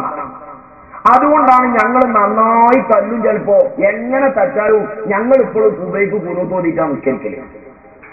ഞങ്ങൾ എങ്ങനെ തച്ചാലും ഞങ്ങൾക്കിപ്പോൾ ഖുതുബ അറബി തന്നെ. പിന്നെ കോടിന്റെ കളറും നിങ്ങളെ ഒരു കല്ല് തച്ചാൽ മതിയോ 2 കല്ല് തല്ലണോ എന്നൊക്കെയുള്ള കുറെ തർക്കം ഞങ്ങളുടെ ഇടയിലുണ്ട്. എന്നല്ലാതെ ഇസ്ലാമിന്റെ അടിസ്ഥാന വിഷയത്തിൽ ഞങ്ങളിൽ തർക്കമല്ല. ഞങ്ങളെയൊക്കെ ഇമാമിങ്ങൾ അങ്ങട്ടാ വിടുന്നേ. ഈ ഒരു നിലപാട് വഹാബിസത്തിലില്ല. വഹാബിസം ചങ്ങരംകുളം മടവൂരുമായി 2ആയി. ഇപ്പൊ ചങ്ങരംകുളം തന്നെ സക്കരിയയും അതുപോലെ ഖാദിരിയാക്കളുമായി വേറെ 2 ഉപ്പച്ച കരം പോലെ സംഘടന മാണ്ടാന്ന് പറഞ്ഞ വേറൊരു ടീമും ആയില്ലേ. കാരണം എല്ലാവരും ഖുർആനും സുന്നത്തും നോക്കുക. കേൾക്കണോ? ഇപ്പൊ അടുത്ത് വഹാബി പണ്ഡിത സഭയിൽ ഒരു യോഗം നടന്നു. ആ യോഗത്തിൽ വെച്ചുകൊണ്ട് അബ്ദുറഹ്മാൻ സലഫി സക്കരിയ സ്വലാഹിയുടെ കുറെ നിലപാട് വിമർശിച്ചു. അങ്ങനെ വിമർശിച്ചിട്ട് പറഞ്ഞു സക്കരിയ സ്വലാഹി പറയുന്നതല്ല ദീന്, സക്കരിയ സ്വലാഹി പറയുന്നത് അബദ്ധമാണ് എന്ന് പറഞ്ഞു. അപ്പൊ സക്കരിയ സ്വലാഹി പറഞ്ഞു അതെങ്ങനെ അബ്ദുറഹ്മാൻ സലഫി ഞാൻ പറയുന്നത് ദീനല്ല എന്ന് പറയുന്നത്? അബ്ദുറഹ്മാൻ സലഫി മുജ്തഹിദാണ് എന്ന പോലെ ഞാനും മുജ്തഹിദല്ലേ. അബ്ദുറഹ്മാൻ സലഫിക്ക് 1 കിട്ടിയെങ്കിൽ എനിക്ക് വേറെ 1 കിട്ടിയത്. അപ്പൊ അബ്ദുറഹ്മാൻ സലഫി പറഞ്ഞു കേരള ജംഇയ്യത്തുൽ ഉലമയുടെ തീരുമാനം എങ്ങനെയാണ്? അപ്പൊ മുജാഹിദുകൾ ജനങ്ങളെ ക്ഷണിക്കുന്നത് എവിടുക്കാണ്? ഖുർആനുക്കും സുന്നത്തുക്കും അല്ല. ഖുർആനും സുന്നത്തൊന്നും മൗലവിമാർക്ക് മതമായി കിട്ടിയ തോന്നിയാസത്തിക്കാ മുസ്ലിങ്ങളെ ക്ഷണിക്കണേ. മുസ്ലിങ്ങളെ നിങ്ങളെ ക്ഷണിക്കുന്നത് അതിലേക്കാണ്, പൗരോഹിത്യത്തിലേക്ക്, പുരോഹിത ജനവിഭാഗത്തിന്റെ ജൽപ്പനങ്ങളിലേക്ക്. കൊല്ലം കൊല്ലം സംസ്ഥാന കൗൺസിലിൽ നേതാക്കൾ മാറുന്നതിനനുസരിച്ച് മാറുന്ന അല്ലാഹ്, മാറുന്ന സംസ്കാരം, മാറുന്ന ആരാധന, ഇതിലേക്കാ മുജാഹിദുകളെ ജനങ്ങളെ ക്ഷണിക്കണേ. സമസ്തകൾ ക്ഷണിക്കണതോ ഖുർആനും സുന്നത്തുന്നും മദ്ഹബിന്റെ ഇമാമികൾ മതം കണ്ടെത്തി അതിലേക്കാണ്. എന്താ വ്യത്യാസം? സുന്നിയാള് പിടിച്ചത് കുറ്റിയുറപ്പുള്ള തേക്കാണ്, വഹാബിയാള് പിടിക്കുന്നത് വെറും കറുത്ത തണ്ടാണ്. അതാ വ്യത്യാസം. കേരള ജംഇയ്യത്തുൽ ഉലമയുടെ ഭരണഘടന എന്താ പറയുന്നത്? എല്ലാ മുജാഹിദും ഖുർആനും സുന്നത്തും പരിശോധിക്കണം എന്നല്ല, മറിച്ച് ഖുർആനും സുന്നത്തും മൗലവിമാര് പരിശോധിക്കും. മൗലവിമാർക്ക് പരിശോധിച്ച് കിട്ടുന്ന മതം കുഞ്ഞാടുകൾ സ്വീകരിക്കണം എന്ന ഭരണഘടന മുജാഹിദ് മൗലവി തന്നെ വായിക്കുന്നുണ്ട്. കേരള നേതൃത്വ മുജാഹിദിന്റെ ഭരണഘടന പറയുന്നുണ്ട്, ആദർശപരമായ വിഷയത്തിൽ തർക്കമുണ്ടായാൽ ഖുർആനിന്റെയും സുന്നത്തിന്റെയും അടിസ്ഥാനത്തിൽ കേരള ജംഇയ്യത്തുൽ ഉലമ എടുക്കുന്ന തീരുമാനമാണ് അംഗീകരിക്കേണ്ടത്. ആര്? മുജാഹിദ് കുഞ്ഞാടുകൾ. സമസ്ത കേരള ജമിയത്തിൽ നിന്ന് പറയുന്നതോ ഖുർആനിന്നും സുന്നത്തിന്നും ഇമാമിങ്ങൾ തീരുമാനം കണ്ടെത്തിയിട്ടുണ്ട്, അതാണ് സ്വീകരിക്കേണ്ടത്. തർക്കത്തിന്റെ മർമ്മം ഇവിടെയാണ്. ഈ മൗലവിമാരാണോ മുസ്ലിംകൾക്ക് സ്വീകാര്യോഗ്യം, അതല്ല മദ്ഹബിന്റെ ഇമാമുമാരാണോ? ആ തർക്കത്തിനു തീരുമാനം കണ്ട് ആ ഇമാമുമാരിലേക്ക് നടന്നാൽ നിങ്ങൾ പിടിക്കുന്ന മതത്തിന് 14 നൂറ്റാണ്ടിന്റെ പാരമ്പര്യമുണ്ട് കേട്ടോ. നിങ്ങൾ പറയുന്ന മതത്തിന് ഇസ്ലാമിന്റെ പാരമ്പര്യമുണ്ട് കേട്ടോ. അപ്പോഴാണ് സക്കരിയ സ്വലാഹി പറഞ്ഞത്. അബ്ദുറഹ്മാൻ സലഫി പറയുന്നത് എനിക്ക് ദീനല്ല, അബ്ദുറഹ്മാൻ സലഫി മുജ്തഹിദാണെങ്കിൽ ഞാനും മുജ്തഹിദാണ്. അങ്ങനെ സക്കരിയ സ്വലാഹി വഹാബി പണ്ഡിത സഭയിലേക്ക് കൊടുത്ത ഒരു വലിയ വിലാപ കത്ത്. ആ കത്തിന് സക്കരിയ സ്വലാഹി പറയുന്നത് എന്താണ്? സക്കരിയ മൗലവി, നിങ്ങൾ തന്നെ മറുപടിക്ക് വരണം. നമ്മളൊന്ന് പറഞ്ഞു നോക്കുക. എ.പി. അബ്ദുൽ ഖാദർ മൗലവി നിങ്ങളെ പ്രസംഗത്തിന് വിളിക്കണ്ടെന്ന് പറഞ്ഞിട്ടുണ്ടെങ്കിലും ഇവിടെ ഉള്ളവര് കാദിരിയാക്കളല്ല സക്കരിയാക്കളാന്ന് നമ്മൾ മനസ്സിലാക്കുകയാണ്. അതുകൊണ്ടാണ് എ.പി. അബ്ദുൽ ഖാദർ മൗലവിന്റെ പ്രസ്താവന മാറ്റിയിട്ട് സക്കരിയ സ്വലാഹിയെ പ്രസംഗത്തിന് വിളിക്കാൻ കൊണ്ടുവന്ന ആ വിഷയത്തിലെങ്കിലും സ്വയം ഗവേഷണം നടത്തിയ ഈ പ്രദേശത്തെ മുജാഹിദുകളെ ഞങ്ങൾ അഭിനന്ദിക്കണം. ഖാദർ മൗലവിന്റെ പ്രസ്താവന അപ്പടി തെക്കിലി ചെയ്തില്ലല്ലോ, സക്കരിയാനെ സ്വീകരിക്കാനുള്ള ധൈര്യം കാട്ടിയല്ലോ. പക്ഷേ ഒന്നും ഉള്ളു ഒന്നും മുഴുക്കാന്ന് മാത്രം.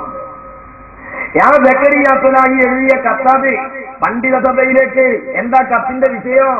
ഓ മൗലവിമാരെ, നിങ്ങൾ ഇന്റെ ഖുർആൻ ഗവേഷണം നിങ്ങൾ എന്താ സ്വീകരിക്കാത്തതെന്നാ. അങ്ങനെ പാമ്പ് വേലാജിന്റെ കൂടുതൽ മുജ്തഹിദീങ്ങൾ ഒരു പട കേരള ജമിയത്തിലുണ്ട്. ഓരോ മുജ്തഹിദിനും ഒരു വിഷയത്തിൽ 400 മസാല. അപ്പോഴാണ് നമ്മളെ ഷെഫീഖ് മൗലവി പറയുന്നത്, അപ്പൊ മദ്ഹബിന്റെ ആളുകൾ അങ്ങനെയൊക്കെ പറഞ്ഞില്ല, അതുകൊണ്ട് ഞമ്മക്ക് എന്ത് തോന്നിയാത്തോ പറയാം, നമ്മളും കുഴപ്പമില്ലാത്തവരല്ലേ. അതിന് മതം എന്നല്ല പറയാം, അതിന് ധിക്കാരം എന്നാ പറയാം. ഷാഫി ഇമാമ് 10 ലക്ഷം ഹദീസിന്ന് മതം പറഞ്ഞതിന് സമാനമായി നിന്റെ കയ്യിലുള്ള 4 ഹദീസിന്ന് നിനക്ക് മതം പറയാമെന്ന് നീ വാദിക്കുന്നുവെങ്കിൽ അതിന് മാനസികമെന്നോ ധിക്കാരമെന്നോ സാമാന്യമായി പറയണം. അങ്ങനെയാണ് സക്കരിയ സ്വലാഹി ഉൾപ്പെടെയുള്ള സക്കരിയാക്കൾ ഇപ്പൊ കേരള ജമിയത്തിലുള്ള ഇജ്തിഹാദ് കൊണ്ട് പടവിട്ട് ഖാദിരിയാക്കളും ടീമും അപ്പുറത്തുനിന്ന് വേറെ ഇജ്തിഹാദും വിട്ടാണ്. ഞാൻ ഓർമ്മപ്പെടുത്തുന്നത് മുസ്ലിം സമുദായത്തിന് സ്വീകരിക്കാൻ നല്ലത് ഈ മൗലവിമാരെ ഒന്നുമല്ല. ഇമാം ബുഖാരിയും ഇമാം മുസ്ലിമും ഹിജ്റ 3 നൂറ്റാണ്ടിന് ശേഷമുള്ള മുസ്ലിങ്ങളും സ്വീകരിച്ച സുതാര്യമായ സമീപനം ഇമാമുമാരെ സ്വീകരിക്കുക. കാരണം അവർ മതം കണ്ടെത്തിയത് ബൈബിളിൽ നിന്നല്ല, അവർ മതം കണ്ടെത്തിയത് രാമായണത്തിൽ നിന്നല്ല. മാത്രമല്ല അവർ നമ്മളെക്കാളും മതപരമായ വിഷയത്തിൽ യോഗ്യരാണ്. ഇത് മനസ്സിലാക്കാൻ തുറന്ന മനസ്സും വിനയമുള്ള ഹൃദയവും മാത്രമേ മുസ്ലിമെ ആവശ്യമുള്ളൂ. എന്നിട്ട് വഹാബി പ്രസ്ഥാനം ഈ ലോകത്ത് വന്നതിന്റെ അറിയങ്ങള്, ഈ വഹാബി പ്രസ്ഥാനം ലോകത്ത് വന്നത് കഴിഞ്ഞ നൂറ്റാണ്ടുകളിലെ മുസ്ലിങ്ങൾക്കൊക്കെ പിഴച്ചു എന്ന് പറയണം. കഴിഞ്ഞ നൂറ്റാണ്ടിലെ മുസ്ലിങ്ങൾ, ആ മുസ്ലിങ്ങൾ ഇൽമിലും ഈ തഖ്വയിലും ഈമാനിലുമൊക്കെ വിവരമുള്ള മുസ്ലിങ്ങൾ, ആ മുസ്ലിങ്ങൾക്ക് വിശ്വാസത്തിൽ പിഴച്ചു എന്ന് പറയാനാണ് മുജാഹിദ് പ്രസ്ഥാനം 921 ഹിജ്റ 6-ാം നൂറ്റാണ്ടിലും ജന്മം കൊണ്ടത് എന്ന് അതാ ഒരു മുജാഹിദ് മൗലവി പ്രഖ്യാപിക്കുകയാണ്. കഴിഞ്ഞ കുറെ നൂറ്റാണ്ടുകളായി നമ്മുടെ ജീവിതത്തിന്റെ ഭാഗമായ വിശ്വാസങ്ങളിൽ തകരാറുണ്ട് എന്ന് പറയാനാണ് ഞാനിവിടെ എഴുന്നേറ്റ് നിൽക്കുന്നത്. അത് പറഞ്ഞു ഇവർ. കഴിഞ്ഞ കുറെ നൂറ്റാണ്ടായി മുസ്ലിങ്ങൾക്ക് വിശ്വാസത്തിൽ പഴിച്ചു. ഏത് മുസ്ലിങ്ങൾക്ക്? കെ.എം. മൗലവിക്കെന്നെ പഴിച്ചു.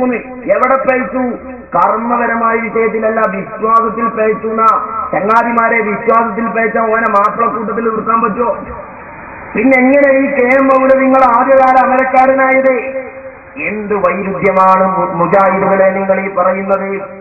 എന്നിട്ട് മുജാഹിദ് മൗലവിമാരും ഈ രാജ്യത്തെ മുസ്ലിങ്ങളെ ഭിന്നിപ്പിക്കുവാനും പൂർവികരായ മുസ്ലിം സമുദായത്തെ നശിപ്പിക്കുവാനും അവരിൽ ബിദ്അത്തും കുഫറും സംഭവിച്ചു എന്ന് പറയാനും അവർ കൊണ്ടുവന്ന വാദം എന്താണ്?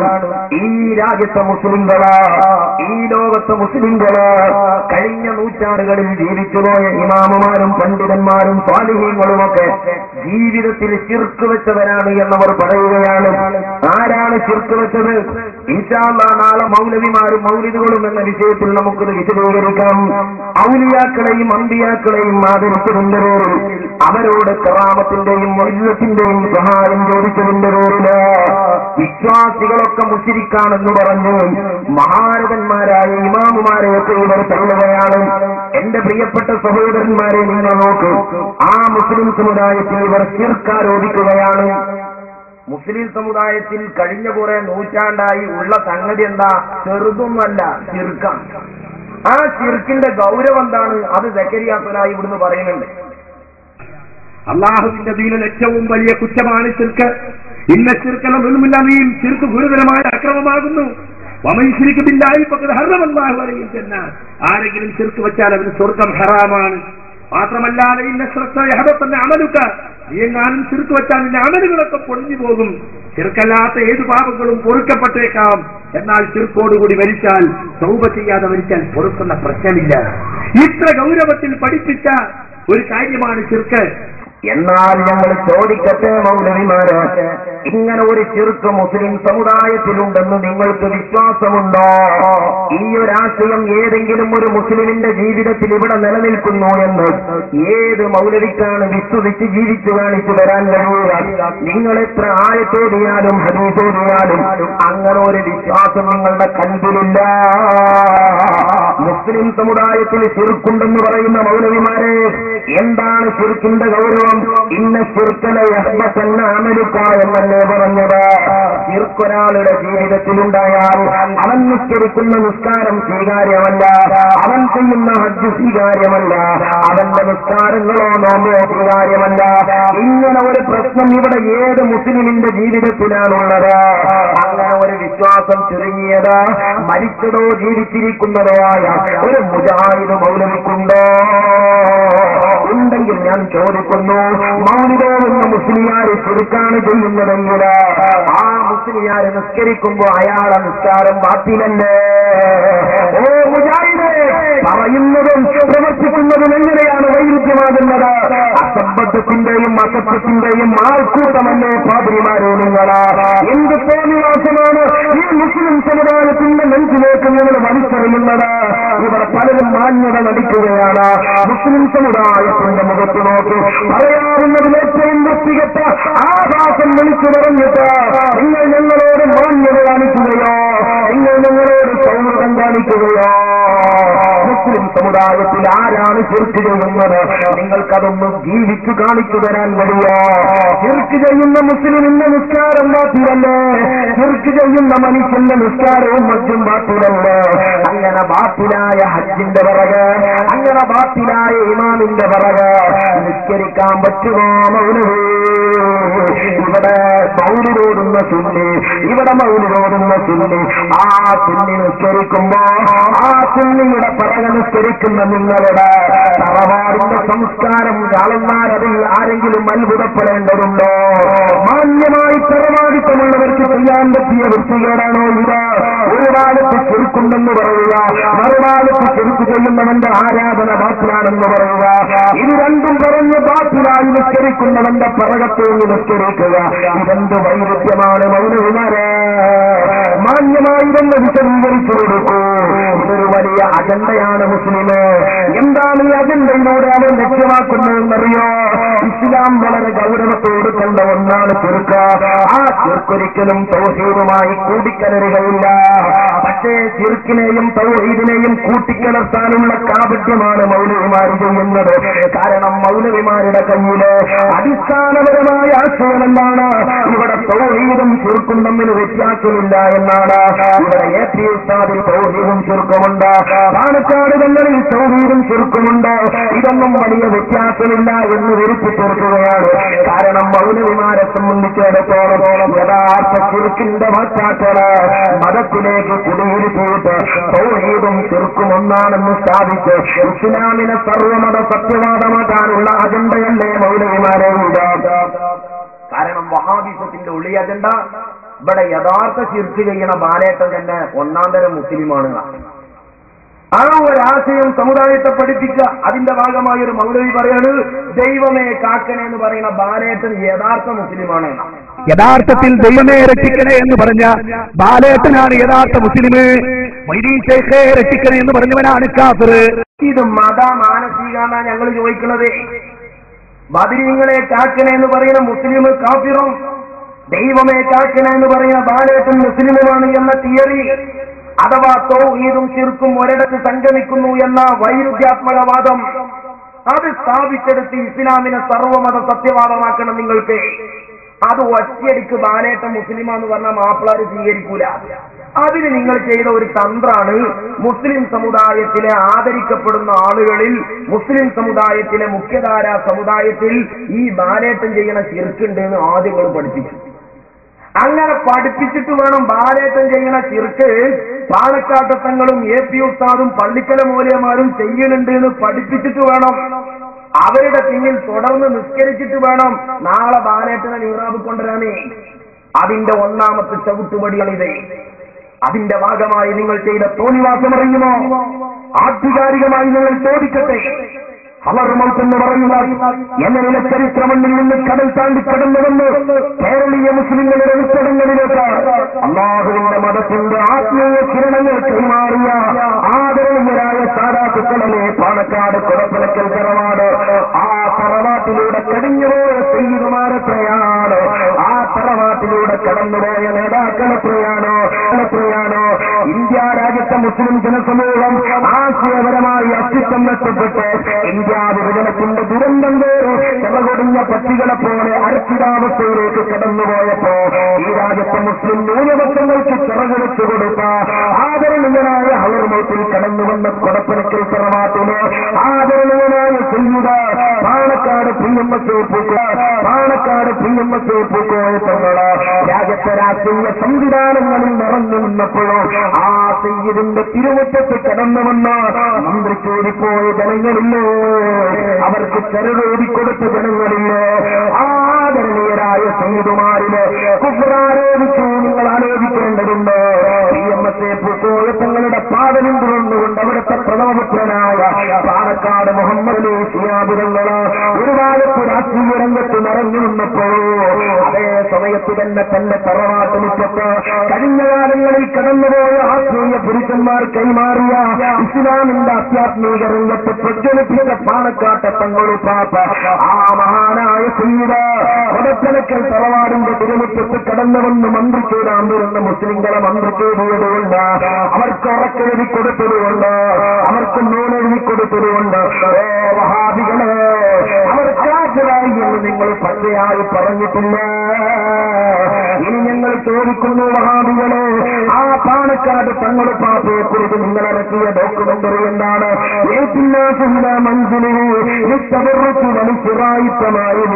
കേരളത്തിലെ ജനങ്ങള് തർക്കത്തിന് വേണ്ടി വരുന്ന തറവാടാണ് കൊടപ്പനക്കൽ തറവാട്. ഏലത്തും ഉറക്കും വാങ്ങാൻ വരുന്ന തറവാടാണ് കൊടപ്പനക്കൽ തറവാട്. ആ തറവാടിന്റെ തിരുമുറ്റത്ത് ഡോക്യുമെന്ററി വീഡിയോ പകർത്തിയിട്ട് നിങ്ങൾ പറയുന്ന വൃത്തികേടെന്താണ്?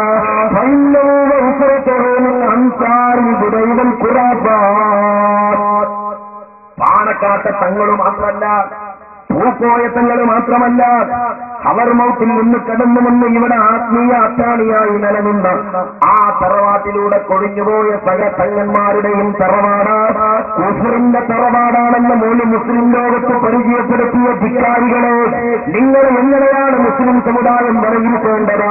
നിങ്ങൾക്ക് എങ്ങനെയാണ് ഈ സമുദായം സൗഹൃദം തരേണ്ടത്? ഏത് പേരിലാണ് നിങ്ങളോട് നിങ്ങൾ സലാം പറയേണ്ടത്? എങ്ങനെയാണ് നിങ്ങളോട് നിങ്ങൾ ഐക്യപ്പെടേണ്ടത്? അല്ലാഹുവിന്റെ ദീനിനെ കൊല്ലുന്ന നന്മകളാണ്. അല്ലാഹുവിന്റെ മതത്തിലേക്ക് ശിർക്കിനെ കൂട്ടിക്കുഴച്ച് തൗഹീദിന്റെയും ശിർക്കിന്റെയും അന്തരം കുറക്കാൻ, തൗഹീദും ശിർക്കുമെന്നാണെന്ന് വരുത്തി തീർക്കാൻ, ആ ശിർക്കിനെ ലളിതവൽക്കരിക്കുക എന്ന അജണ്ടയുടെ ഭാഗമായി മുസ്ലിം സമുദായത്തിൽ ശിർക്കുണ്ടെന്ന് വരുത്തി തീർക്കുന്ന കബറ പദ്ധതിയാണ്. അല്ലെങ്കിൽ ആ പറയലിൽ മൗലവിമാരെന്തെങ്കിലും വിശ്വസിക്കണ്ടേ? ഇന്ന ശിർക്കല്ല അഹ്ബത്തെന്ന അമലും സക്കരിയ വലിയൊരു ഇൽമു പറഞ്ഞതാണ്. ശിർക്ക് നിന്റെ അമല് പൊളിക്കുന്ന മൗലൂദനോ അത് ശിർക്കാണ്. അപ്പൊ ചെങ്ങായിമാരെ, നിങ്ങൾ ഈ പറയുന്നത് നിങ്ങൾക്ക് മനസ്സിലാവുന്നുണ്ടോ? നിങ്ങൾ എന്താണ് ഈ പറയും? ഈ ശിർക്ക് ചെയ്യുന്ന മൂല്യാരെ പിന്നിൽ തുടർന്ന് നിസ്കരിച്ചാൽ ആ നിസ്കാരത്തിന്റെ വിധി എന്താണ്? പാണക്കാട് തങ്ങൾ പാപ്പാനെ കുറിച്ച് വഹാബികൾ ഇറക്കിയ ഡോക്യുമെന്ററി കൊടപ്പനക്കൽ തറവാടും തങ്ങന്മാരെ വീടുകളൊക്കെ പകർത്തിയിട്ട് വഹാബികൾ പറയാണ് ആ തറവാട് കുഫറിന്റെ തറവാടാണ്, മാ അന്നഹു സിയാസിയും മാറൂഫ, അതോടൊപ്പം ആ തങ്ങൾ ഒരു രാഷ്ട്രീയക്കാരനാണ്.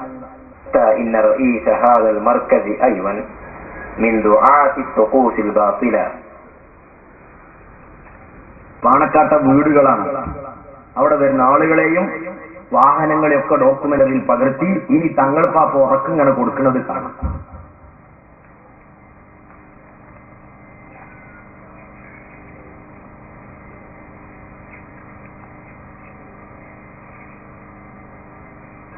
يأتي الناس إلى منزله للتبرك ولشراء التمائم والقبلة وإنه وأسرته من أنصار البدع والخرافات في ربوع كيللا مع أنه سياسي معروف. فإنه وأسرته من أنصار البدع والخرافات مع أنه سياسي معروف.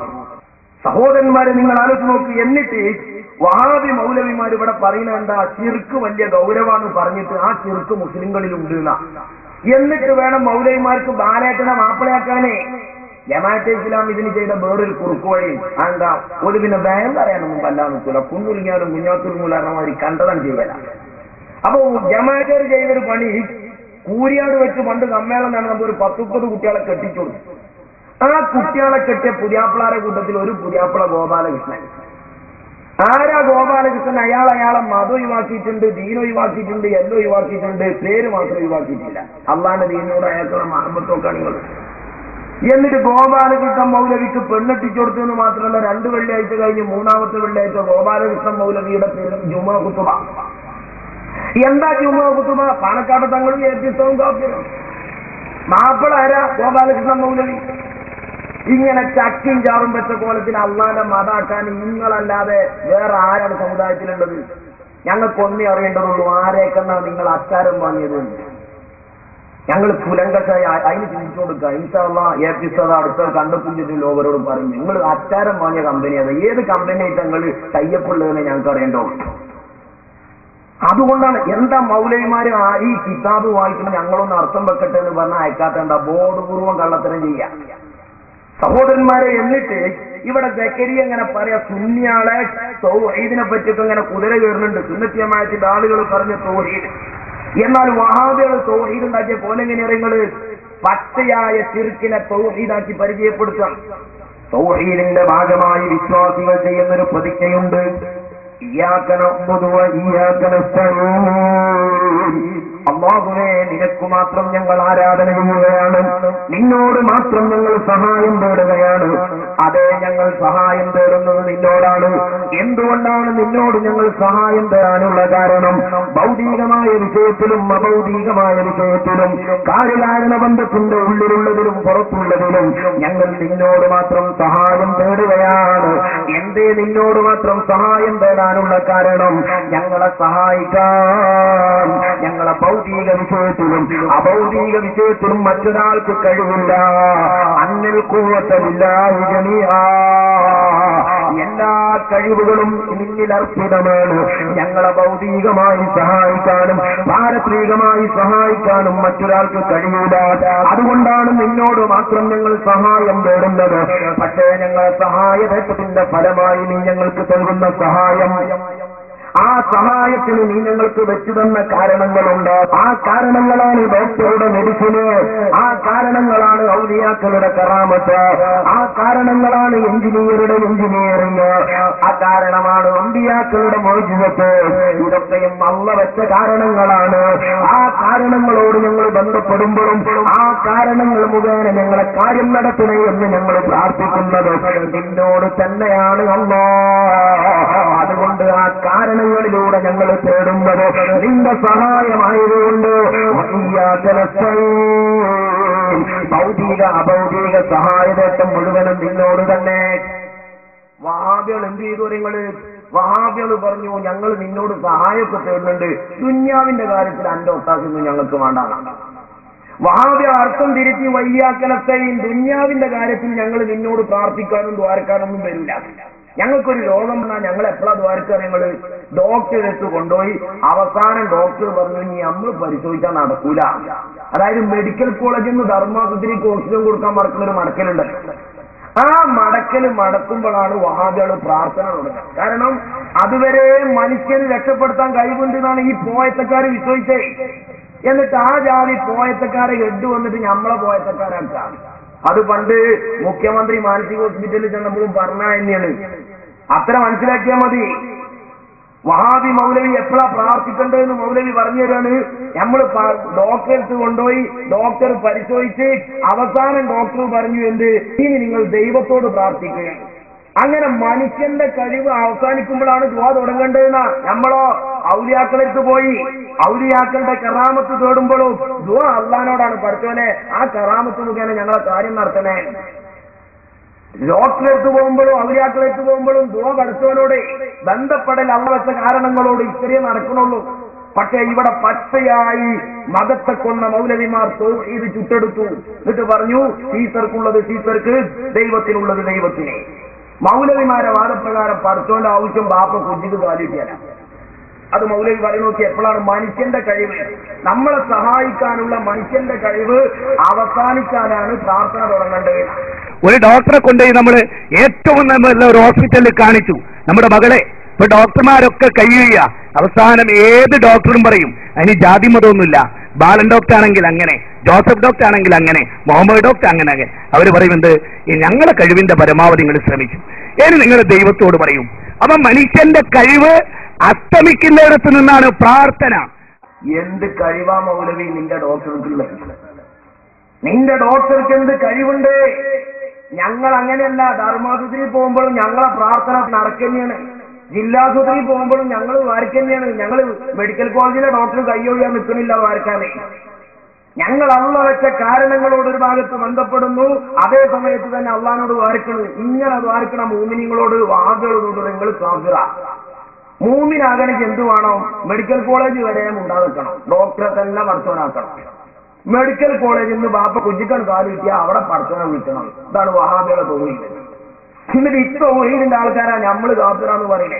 മാത്രമല്ല പെരിന്തൽമണ്ണ വെച്ചൊരു മുജാഹിദ് മൗലവി പ്രസംഗിക്കാണ് നമ്മുടെ നാട്ടിൽ കൂടെ പോണ ഈ NH നാഷണൽ ഹൈവേ റോഡ്. ആ നാഷണൽ ഹൈവേ റോഡ് അത് എയിലെ പോകണമെന്നൊന്നും പഠിച്ചോന്റെ തീരുമാനമല്ല, അതൊക്കെ നമ്മളെ താല്പര്യമാണ്. ഈ ഭൂലോകത്ത് ഓടുന്ന ഈ റോഡ് പെരിന്തൽമണ്ണ റോഡ് എയിലെ പോകണം എന്നല്ലാഹിന് തീരുമാനമില്ല, അത് നമ്മുടെ താല്പര്യമാണ്. ഇതല്ലാതെ ഈ ഭൂലോകത്ത് ഓടുന്ന ഈ റോഡ് പെരിന്തൽമണ്ണ റോഡ് എയിലെ പോകണം എന്നല്ലാഹിന് തീരുമാനമില്ല, അത് നമ്മുടെ താല്പര്യമാണ്. ഏത് മൗലവിക്കാണടോ, ഏത് എഞ്ചിനീയർക്കാണടോ, ഏത് ഡോക്ടർക്കാണടോ അല്ലാഹുവിന്റെ തീരുമാനമില്ലാതെ കാര്യം നടത്താൻ കഴിയുന്നത്? അന്നൽ ഖുവ്വത്തുലില്ലാഹി ജമീഅ. മരുന്നെഴുതി തരുന്ന ഡോക്ടറാവട്ടെ, പാലം നിർമ്മിക്കുന്ന എഞ്ചിനീയർ ആവട്ടെ, അതുപോലെ ലോകത്തെ നിയന്ത്രിക്കുന്ന അല്ലാഹുവിന്റെ ഇഷ്ടദാസന്മാരായ ഔലിയാക്കളുടെ കറാമത്താവട്ടെ, അമ്പിയാക്കളുടെ മൗജിദത്താവട്ടെ, ഇതെല്ലാം റബ്ബ് വെച്ച കാരണങ്ങളല്ലേ. അല്ലാഹു ഖലഖക്കും വമാ തഅമലൂൻ. നമ്മെയും നമ്മുടെ പ്രവർത്തനത്തെയും നിയന്ത്രിക്കുന്നത് ലോകത്തിന്റെ നാഥനായ അല്ലാഹല്ലേ. വയ്യാക നസ്തഈൻ. അതുകൊണ്ടാണ് ഞങ്ങൾ അല്ലാഹുവോട് ദുആ ചെയ്യുന്നത്, അല്ലാഹു വെച്ച കാരണങ്ങളുമായി ബന്ധപ്പെടുന്നത്. ഇത് അല്ലാഹുവിന്റെ ദീനിന്റെ നിലപാടാണോ. ഈ തൗഹീദിൽ നിന്ന് പകുതി വെട്ടി മാറ്റിയിട്ട് സീസർക്കുള്ളത് സീസർക്ക് കൊടുത്തു, ദൈവത്തിനുള്ളത് ദൈവത്തിനും കൊടുത്തു. തൗഹീദിനെ വിഭജിച്ച കാബാലികരായ ഒരു പുരോഹിത ജനവിഭാഗത്തിന്റെ ബലിയാടുകളായതല്ലേ മുജാഹിദ് സഹോദരന്മാരെ. നിങ്ങളെ ഞങ്ങൾ കുറ്റപ്പെടുത്തുന്നില്ല. മൗലവിമാര് നിങ്ങളെ മയക്കിക്കിടക്കുകയാണ്, മൗലവിമാര് നിങ്ങളുടെ മതം കൊള്ളുകയാണ്, മൗലവിമാര് നിങ്ങളുടെ തൗഹീദ് കൊള്ളുകയാണ്. അല്ലാഹുവിനെ വിചാരിച്ച് ആലോചിച്ച് തീരുമാനമെടുത്തോ. മനുഷ്യന്റെ കഴിവുപ്പെട്ട് ചോദിക്കുന്നത് പ്രാർത്ഥനയല്ല, മനുഷ്യന്റെ കഴിവ് പെടാത്ത ചോദിക്കല പ്രാർത്ഥന എന്നാണ് മുജാഹിദ് ബാലുശ്ശേരി പറഞ്ഞത്. പക്ഷെ അതിന്റെ ശേഷം ജിന്നിനോട് ചിലതൊക്കെ ചോദിക്കാന്ന് സക്കരിയ സ്വലായിക്ക് കിട്ടി. അപ്പോൾ സക്കരിയ സ്വലായി തൗഹീദ് ഒന്നുകൂടി തിരിച്ചെത്തി. എന്നിട്ട് പറഞ്ഞു മനുഷ്യന്റെ കഴിവിൽപ്പെട്ടത് ചോദിക്കലാണ്, മനുഷ്യന്റെ കഴിവിൽപ്പെടാത്തതാണ് ചോദിക്കല് ശിർക്ക് എന്ന് പറഞ്ഞത് പോയത്തക്കാരെ ആരെ നിങ്ങളെ പഠിപ്പിച്ച് എന്നാ മൗലവി ചോദിക്കണം. എന്നിട്ട് മൗലവി പറയാ മനുഷ്യന്റെ കഴിവിൽപ്പെടാത്തത് ചോദിക്കാന്ന് പറഞ്ഞാൽ അപ്പൊ ആനനെ കൊണ്ട് മരം വലിപ്പിക്കുന്നില്ലേ, പോലീസ് നായനെ കൊണ്ട് കേസിൽ സഹായം തരുന്നില്ലേ, ഇപ്പൊ അതൊക്കെ ശിർക്കോ പോകുമ്പോൾ നമ്മളോട് ചോദിക്കാൻ മൗലവി. എന്നാൽ ഈ സുല്ലമി പറയുന്നു മനുഷ്യ കഴിവിന് അതീതമായ കാര്യങ്ങളിൽ അള്ളാഹു അല്ലാത്ത ആരോട് സഹായം തേടിയാലും ശിർക്കാണ്. അപ്പോ നമുക്ക് വലിയൊരു മരം വലിക്കണം, മനുഷ്യന്മാരെ കൊണ്ട് വലിച്ചാക്കാവൂല. അപ്പൊ നമ്മൾ ആനയെ കൊണ്ടുവന്നു, അതോടുകൂടി സുല്ലമിന്റെ കണക്കനുസരിച്ച് ശിർക്കായി. മനുഷ്യന്റെ അതീതമായ കാര്യങ്ങളിൽ ആനയോട് സഹായം തേടിയില്ലേ. അതുപോലെ തന്നെ ഒരു കളവ് തെളിയിക്കാൻ എല്ലാ നിലക്ക് ശ്രമിച്ചിട്ടും സാധിക്കുന്നില്ല. അപ്പോ CI SI ഒക്കെ കൂടി ഒരു പോലീസ് നായയെ കൊണ്ടുവന്നു. അപ്പൊ നമ്മുടെ പോലീസ് നായയുടെ സഹായം തേടി മനുഷ്യ കൈവിന്റെ അപ്പുറത്തുള്ള കാര്യത്തിൽ അപ്പൊ ചെറുക്കായി. ഉളുപ്പുണ്ടോ വടവൂരികളിൽ നിങ്ങൾക്ക്? ഇയാൾ പറയുന്ന വിടുവാഴ്ചകൾ വലിയ കാര്യമായിട്ട് അദ്ദേഹത്തിന്റെ മൈക്കകളുണ്ട് കുറെ. അദ്ദേഹം പറഞ്ഞത് ഇങ്ങനെ പറയുന്ന മൈക്കകൾ, ആ മൈക്കകൾ ഇങ്ങനെ കേരളം മുഴുവൻ കൊട്ടിഘോഷിച്ചുകൊണ്ടിരിക്കുകയാണ്. മുജാഹിദികൾ അത് മുമ്പേ പറഞ്ഞിട്ടുണ്ട്. അപ്പോ മുജാഹിദികൾ മുമ്പേ പറഞ്ഞു എന്നുള്ളത് പച്ചക്കണ്ണ. ഉളുപ്പുണ്ടോ എന്ന് ചോദിച്ചത് കണ്ണാടിന്റെ മുമ്പ് ചോദിക്കണ്ടേ? കാരണം മനുഷ്യ കഴിവിൽ പെടാത്തത് ചോദിക്കലാണ് പ്രാർത്ഥന എന്നുള്ളത്. സലാഹുല്ലി മാത്രമല്ല, ഇപ്പോഴും ഈ ചങ്ങായിമാരെ ബുക്ക് പഠിപ്പിക്കുന്നതാ. എന്റെ മുജാഹിദികൾ ഇതൊന്നും വായിച്ചുകൾ വിചാരിച്ചു ആണ് നോക്കാൻ. നിങ്ങൾ സ്വഭാവ പാഠങ്ങൾ എന്ന പേരിൽ വഹാബികളുടെ ബുക്കാണിത്. ആ ബുക്കിൽ ഇപ്പോഴും പറയുന്ന എന്താ അറിയോ? പ്രാർത്ഥനയെ പറ്റി ബാപ്പയും മകനും തമ്മിലുള്ള സംഭാഷണ. അപ്പൊ മകൻ ചോദിക്കാണ് പ്രാർത്ഥന എന്നാൽ എന്താകുന്നു. അപ്പൊ മകന് ബാപ്പ പറഞ്ഞു കൊടുക്കാണ്, മനുഷ്യരുടെ കഴിവിൽപ്പെടാത്ത കാര്യങ്ങൾ സാധിച്ചു കിട്ടുന്നതിന് വേണ്ടി മറ്റൊരു ശക്തിയോട് വിനയത്തോടെയും താഴ്മയോടെയും കൂടി ചോദിക്കുന്നതിനാണ് പ്രാർത്ഥന ദുആ എന്ന് പറയുന്നത്. അതേ സക്കരിയ മൗലവി, പണ്ടേ നിങ്ങൾ പറയുന്നത് പോലീസ് നായനെ കൊണ്ടെന്നാ ശിർക്ക് തന്നെയാണ്. പണ്ടേ നിങ്ങൾ പറയുന്നത് ആന വലിച്ചാല് ശിർക്ക് എന്ന് തന്നെയാണ്. കാരണം ഇതൊരു മാനസിക കമ്പനിയല്ലേ. ഏതോ ആദിവാസി കോളനിയിൽ നൂറ്റാണ്ടുകൾക്ക് മുമ്പ് ജീവിച്ചു ലോകം കാലിയാക്കി തരേണ്ട കക്ഷികളല്ലേ. ആരമന്റെ ബുദ്ധിയ. ഇന്നലെ പറഞ്ഞു ഇന്ന് ഓർമ്മ ഉണ്ടാവില്ല, ഇന്ന് പറഞ്ഞു നാളെ ഓർമ്മ ഉണ്ടാവില്ല. എന്താ ഇതിന് കാട്ടുക? ഇപ്പോഴും വഹാബികളെ ബുക്ക് പഠിപ്പിക്കണത് ആ മനുഷ്യന്റെ കഴിവപ്പെടാത്ത ചോദിക്കൽ ഞാൻ തീർക്കുകയാണ്. അപ്പൊ പോലീസുകാരനോട് സഹായം തേടിയാൽ ഔലിയാക്കളോട് മാത്രമാക്കണ്ട, പോലീസുകാരനെ വിളിച്ചാൽ തീർക്കേ, ആനക്കൊന്ന് മരം വലിപ്പിച്ചാൽ തീർക്കേ. ചുരുക്കിയ പണ്ട് ബോംബെ പോയ മാതിരി മുന്ത്യ പൊറോട്ട എന്ന മാതിരി ഇവർക്ക് അനങ്ങിയാ തീർക്കാം. അതിന്റെ അപ്പുറം ഒരു ദീന് വഹാബികൾ പഠിച്ചിട്ടില്ല. എന്നിട്ട് ഇപ്പൊ തൗഹീദിൽ കണ്ടങ്ങൾ രണ്ട് വൈരുദ്ധ്യം വഹാബികൾ പറഞ്ഞു. മനുഷ്യ കഴിവിന്റെ അപ്പുറം, സൃഷ്ടികളുടെ കഴിവിനപ്പുറം. അങ്ങനെ രണ്ടെണ്ണം. അപ്പോ സൃഷ്ടികളുടെ കഴിവിനപ്പുറം എന്ന് പറഞ്ഞത് എന്തിനാ നിങ്ങള്? ജക്കരിയാക്കും ഇഫ്ലൂർ റഹ്മാൻ മൗലവിക്കൊക്കെ ജിന്ന് ജീവിച്ചു തുടങ്ങാൻ. അത് ഞാൻ വെറുതെ പറയല്ല. ഇതേ കത്തില് ജക്കരിയാക്കുലായി പറയുന്ന ഒരു വിഷയമുണ്ട് ജമിയത്തുൽ-ഉലമയോട്. എന്താ ജമിയത്തുൽ-ഉലമയോട് പറയുന്നത്? നമ്മളെ വണ്ടൂരടുത്ത് ചെമ്പ്രശ്ശേരി എന്നൊരു സ്ഥലമുണ്ട്. ആ ചെമ്പ്രശ്ശേരിയിൽ വഹാബികളെ ഒരു നേതാവുണ്ട്, ഇഫ്ലൂർ റഹ്മാൻ മൗലവി. അയാൾക്ക് ഗൾഫിലുണ്ട് ചികിത്സ, ചെമ്പ്രശ്ശേരിയിലുണ്ട് ചികിത്സ. നമ്മളെ ഡോക്ടർ സുബൈറാണ്, വേറൊരു MBBS ഡോക്ടർ ഉണ്ട്. അയാള് ത്വായിഫിലാണ്. അയാളെ ത്വായിലുമ്പോ മരുന്ന് കണ്ടെത്താൻ കഴിഞ്ഞിട്ടില്ലെങ്കിൽ നേരെ അറിയും പിന്നെ അങ്ങോട്ട് വിടല് ഈ ഇഫ്ലൂർ റഹ്മാൻ മൗലവിന്റെ ജിന്ന് ചികിത്സിക്കാം.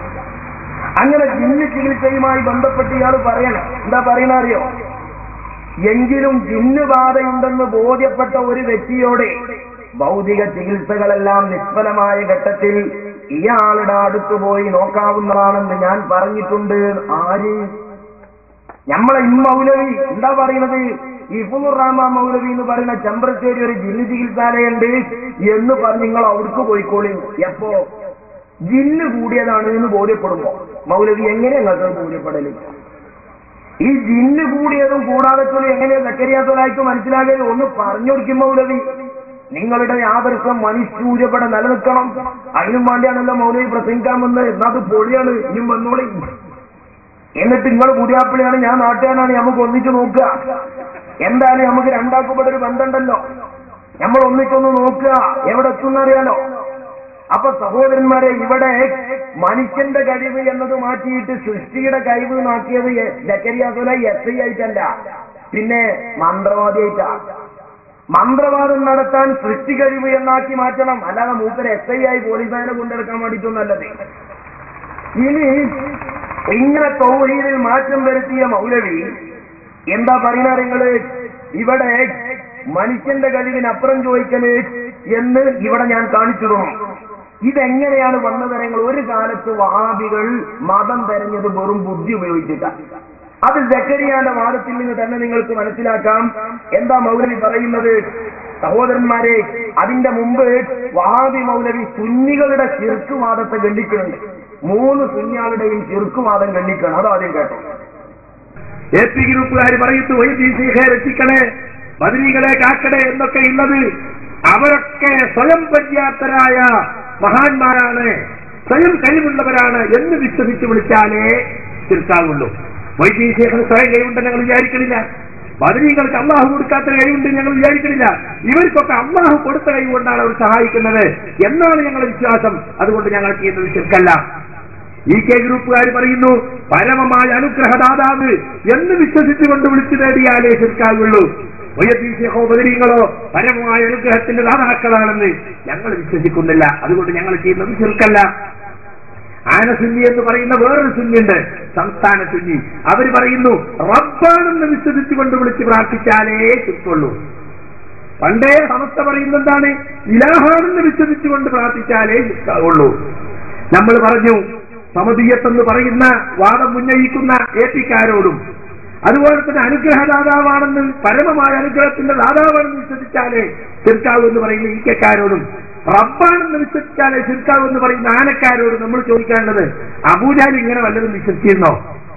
അബൂജാൽ വിളിച്ചു പ്രാർത്ഥിച്ചിരുന്ന ഇബ്രാഹിം നബി ഇസ്മായിൽ നബിയൊക്കെ റബ്ബാണെന്നോ സമതാണെന്നോ പരമ അനുഗ്രഹദാതാവാണെന്നോ വിശ്വസിച്ചിരുന്നോ?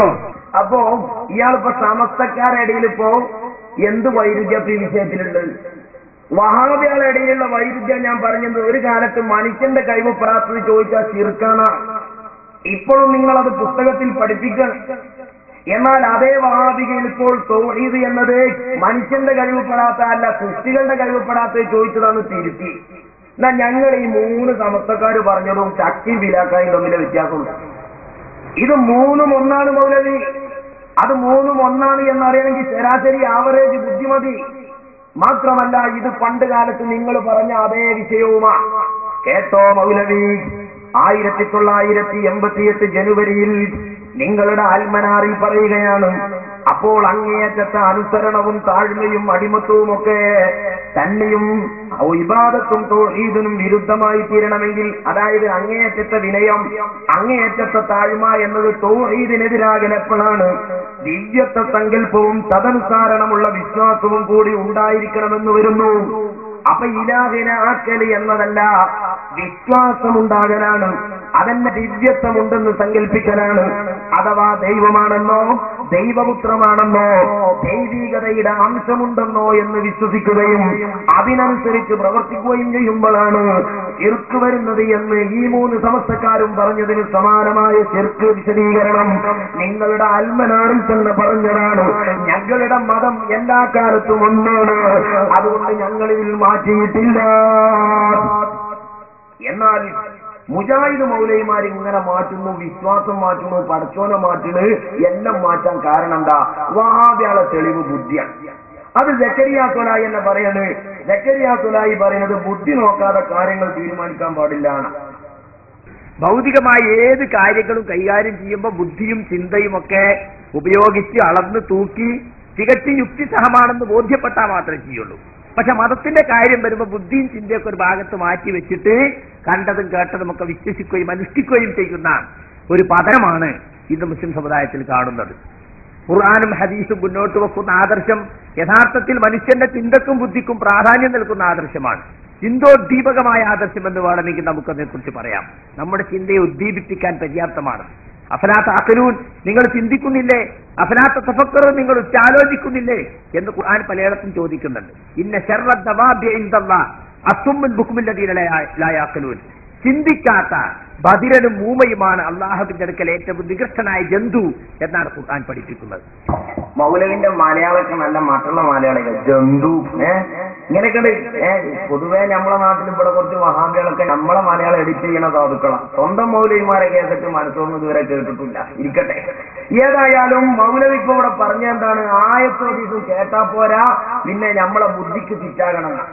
അങ്ങനെ ബുദ്ധിക്ക് ഫിറ്റാകണം എന്ന് തോന്നിയപ്പോഴാണ് മൗലവിമാർ ഇസ്ലാമിന്റെ പലതും സക്കരിയ തള്ളിക്കളഞ്ഞു. യഥാർത്ഥത്തിൽ ഇത് ആരെ വാദാരങ്ങള്? സക്കരിയ സ്വലാഹിന്റെ ഉസ്താദായ അബ്ദുസലാം സുല്ലമിന്റെ വാദാണ്. ഹദീസുകൾ ദുർബലതയും ദുർവ്യാഖ്യാനവും എന്ന തന്റെ പുസ്തകത്തിൽ സക്കരിയ സ്വലാഹി പറയുന്ന ഒരു ആശയമുണ്ട്. ആ ആശയം എന്താണ്? യുക്തിക്കും അറിയപ്പെട്ട തത്വവ്യവസ്ഥകൾക്കും വിരുദ്ധമായവ ഉപേക്ഷിക്കേണ്ടതാണ്. അതായത് അള്ളാന്റെ റസൂൽ ഒരു കാര്യം പറയും, അള്ളാന്റെ ഖുർആനിൽ ഒരു കാര്യം പറയും. അബ്ദുൽ സലാം സുല്ലമിന്റെ അരക്കാശ് ബുദ്ധിക്ക് അത് ഒത്തില്ല, എന്നാ തള്ളണമെന്നാണ് അബ്ദുൽ സലാം സുല്ലമിന്റെ മതം പറയുന്നത്. അതനുസരിച്ചാണ് സക്കരിയ തൊലായി പ്രസംഗിക്കുന്നത്, അതനുസരിച്ചാണ് മുജാഹിദീങ്ങൾ ഒരു കാലത്ത് മുന്നോട്ട് പോയത്. അതുകൊണ്ടാണ് മൗലവിമാരെ പരിശുദ്ധമായ ഖുർആനിലെ ആയത്തുണ്ട്. അതെന്താണ് പരിശുദ്ധ ഖുർആന്? പരിശുദ്ധമായ ഖുർആൻ അത് ശമനമാണ്, രോഗശമനമാണ് എന്ന അർത്ഥം വരുന്ന ആയത്ത് മൗലവിമാർ ഒരു കാലത്ത് വിശദീകരിച്ചത് എങ്ങനെയാണ്? ബുദ്ധി കൊണ്ട് നോക്കി. എന്റെ മൗലവിക്ക് ഇംഗ്ലീഷ് മരുന്ന് കുടിച്ച് രോഗം മാറുന്നതിൽ ബുദ്ധിക്ക് ഒരു തകരാറും തോന്നിയില്ല. അതേ സമയത്ത് ഖുർആൻ ഓതിങ്ങാണ്ട് ചികിത്സിച്ച് രോഗം മാറുക എന്നുള്ളത് ബുദ്ധിക്ക് തിരിച്ചാവണില്ല. അതുകൊണ്ട് ഖുർആൻ എന്നത് ശരീരത്തിനും മനസ്സിലെ കുഫിരിയത്തിനും മരുന്നാണ് എന്ന ആയത്തിനെ ആദ്യകാലത്തുള്ള അബ്ദുൽ ഖാദർ മൗലവി അർത്ഥം വെച്ചു. ഖുർആൻ എന്നത് ശരീരത്തിന് മരുന്നല്ല, അത് മനസ്സിലുള്ള കുഫിരിയത്തിന് മാത്രമാണ് മരുന്ന്. وننزل من القرآن ما هو شفاء ورحمة للمؤمنين. وننزل من القرآن ഖുർആൻ നാം അവതരിപ്പിക്കുന്നു, ഖുർആനിൽ നാം അവതരിപ്പിക്കുന്നു മാ ഹുവ ശിഫാഉൻ വറഹ്മത്തുൻ, ഔഷധവും അനുഗ്രഹവുമായ വസ്തുക്കളെ. അല്ലാഹു തആല പരിശുദ്ധ ഖുർആൻ അവതരിപ്പിച്ചപ്പോൾ അതിൽ ഔഷധമുണ്ട്. എന്തിനാണ് ഔഷധം? അത് ഈ കാണുന്ന ശരീരത്തിന് വരുന്ന രോഗത്തിന് നമുക്കല്ല അല്ലാഹു പറഞ്ഞത്, മനുഷ്യന്റെ മനസ്സിലുണ്ടാകുന്ന രോഗങ്ങൾ. ഇത് മൗലവി അർത്ഥം വെക്കാനുള്ള കാരണം എന്താ അറിയോ? ഖുർആനോദി വിഷം മാറ്റിയ അധ്യായങ്ങളും രേഖകളും ഇമാം ബുഖാരി അടക്കമുള്ളവർ ഉദ്ധരിക്കാത്തത് കൊണ്ടല്ല, ഹദീസ് സ്വഹീഹായി വരാത്തത് കൊണ്ടുമല്ല. പിന്നെയോ അങ്ങനെയൊക്കെ സംഭവം ഉണ്ടെങ്കിലും ഇംഗ്ലീഷ് മരുന്ന് കുടിച്ച് മാറുന്ന സുഖം ഇങ്ങനെ ആയത്തോടി മാറാന്ന് വിശ്വസിക്കണില്ല. അതുകൊണ്ട് നിഷേധിച്ചതാണ്. നിഷേധിച്ചു എന്ന് മാത്രമല്ല, ആ യുക്തിവാദത്തിന്റെ അടിസ്ഥാനത്തിൽ ഖുർആൻ കൊണ്ടുള്ള ചികിത്സ സക്കരിയ തൊലായി 40 മീറ്റർ നീളമുള്ള നാക്കുകൊണ്ട് നിഷേധിക്കണം. രോഗം വന്ന ഐക്കല്ല്, ഏലസ്, ഉറുക്ക്, മന്ത്രം, തന്ത്രം ഇതൊക്കെ ആരാ ചെയ്തുകൊണ്ടിരിക്കുന്നത്? റസൂൽ പഠിപ്പിച്ചത് രോഗം വന്നാൽ നിങ്ങൾ ചികിത്സിക്കണം, തദാവൂ, നിങ്ങൾ ചികിത്സിക്കണം. ഫഇന്നല്ലാഹ ലം യൻസിൽ ദാൻ ഇല്ലാ അൻസല ലഹു ദവാ. അല്ലാഹു ഒരു രോഗം ഇറക്കിയിട്ടുണ്ടോ അതിന് പ്രത്യൗഷധവും ഇറക്കിയിട്ടുണ്ട്. ആ ഔഷധം കണ്ടെത്തി ചികിത്സിച്ചാൽ ബിഇദ്നില്ല, അല്ലാഹുവിന്റെ അനുമതി പ്രകാരം രോഗം സുഖപ്പെടുന്നതാണ്. അതിന് പകരം ഇവരെന്താ ചെയ്യുന്നത്? ഒരു തങ്ങളെടുത്ത് പോകും, അവിടുന്ന് ഒരു നൂല് ഒന്ന് കെട്ട്, ഒരു കെട്ട്, എന്നിട്ടൊന്ന് കയ്യിൽ കെട്ടും. അല്ലെ, ഐക്കല്ല്, ഏലസ്, ഉറുക്കെന്നൊക്കെ പറഞ്ഞ് എന്താ അതിനകത്ത് ഉണ്ടാവുക?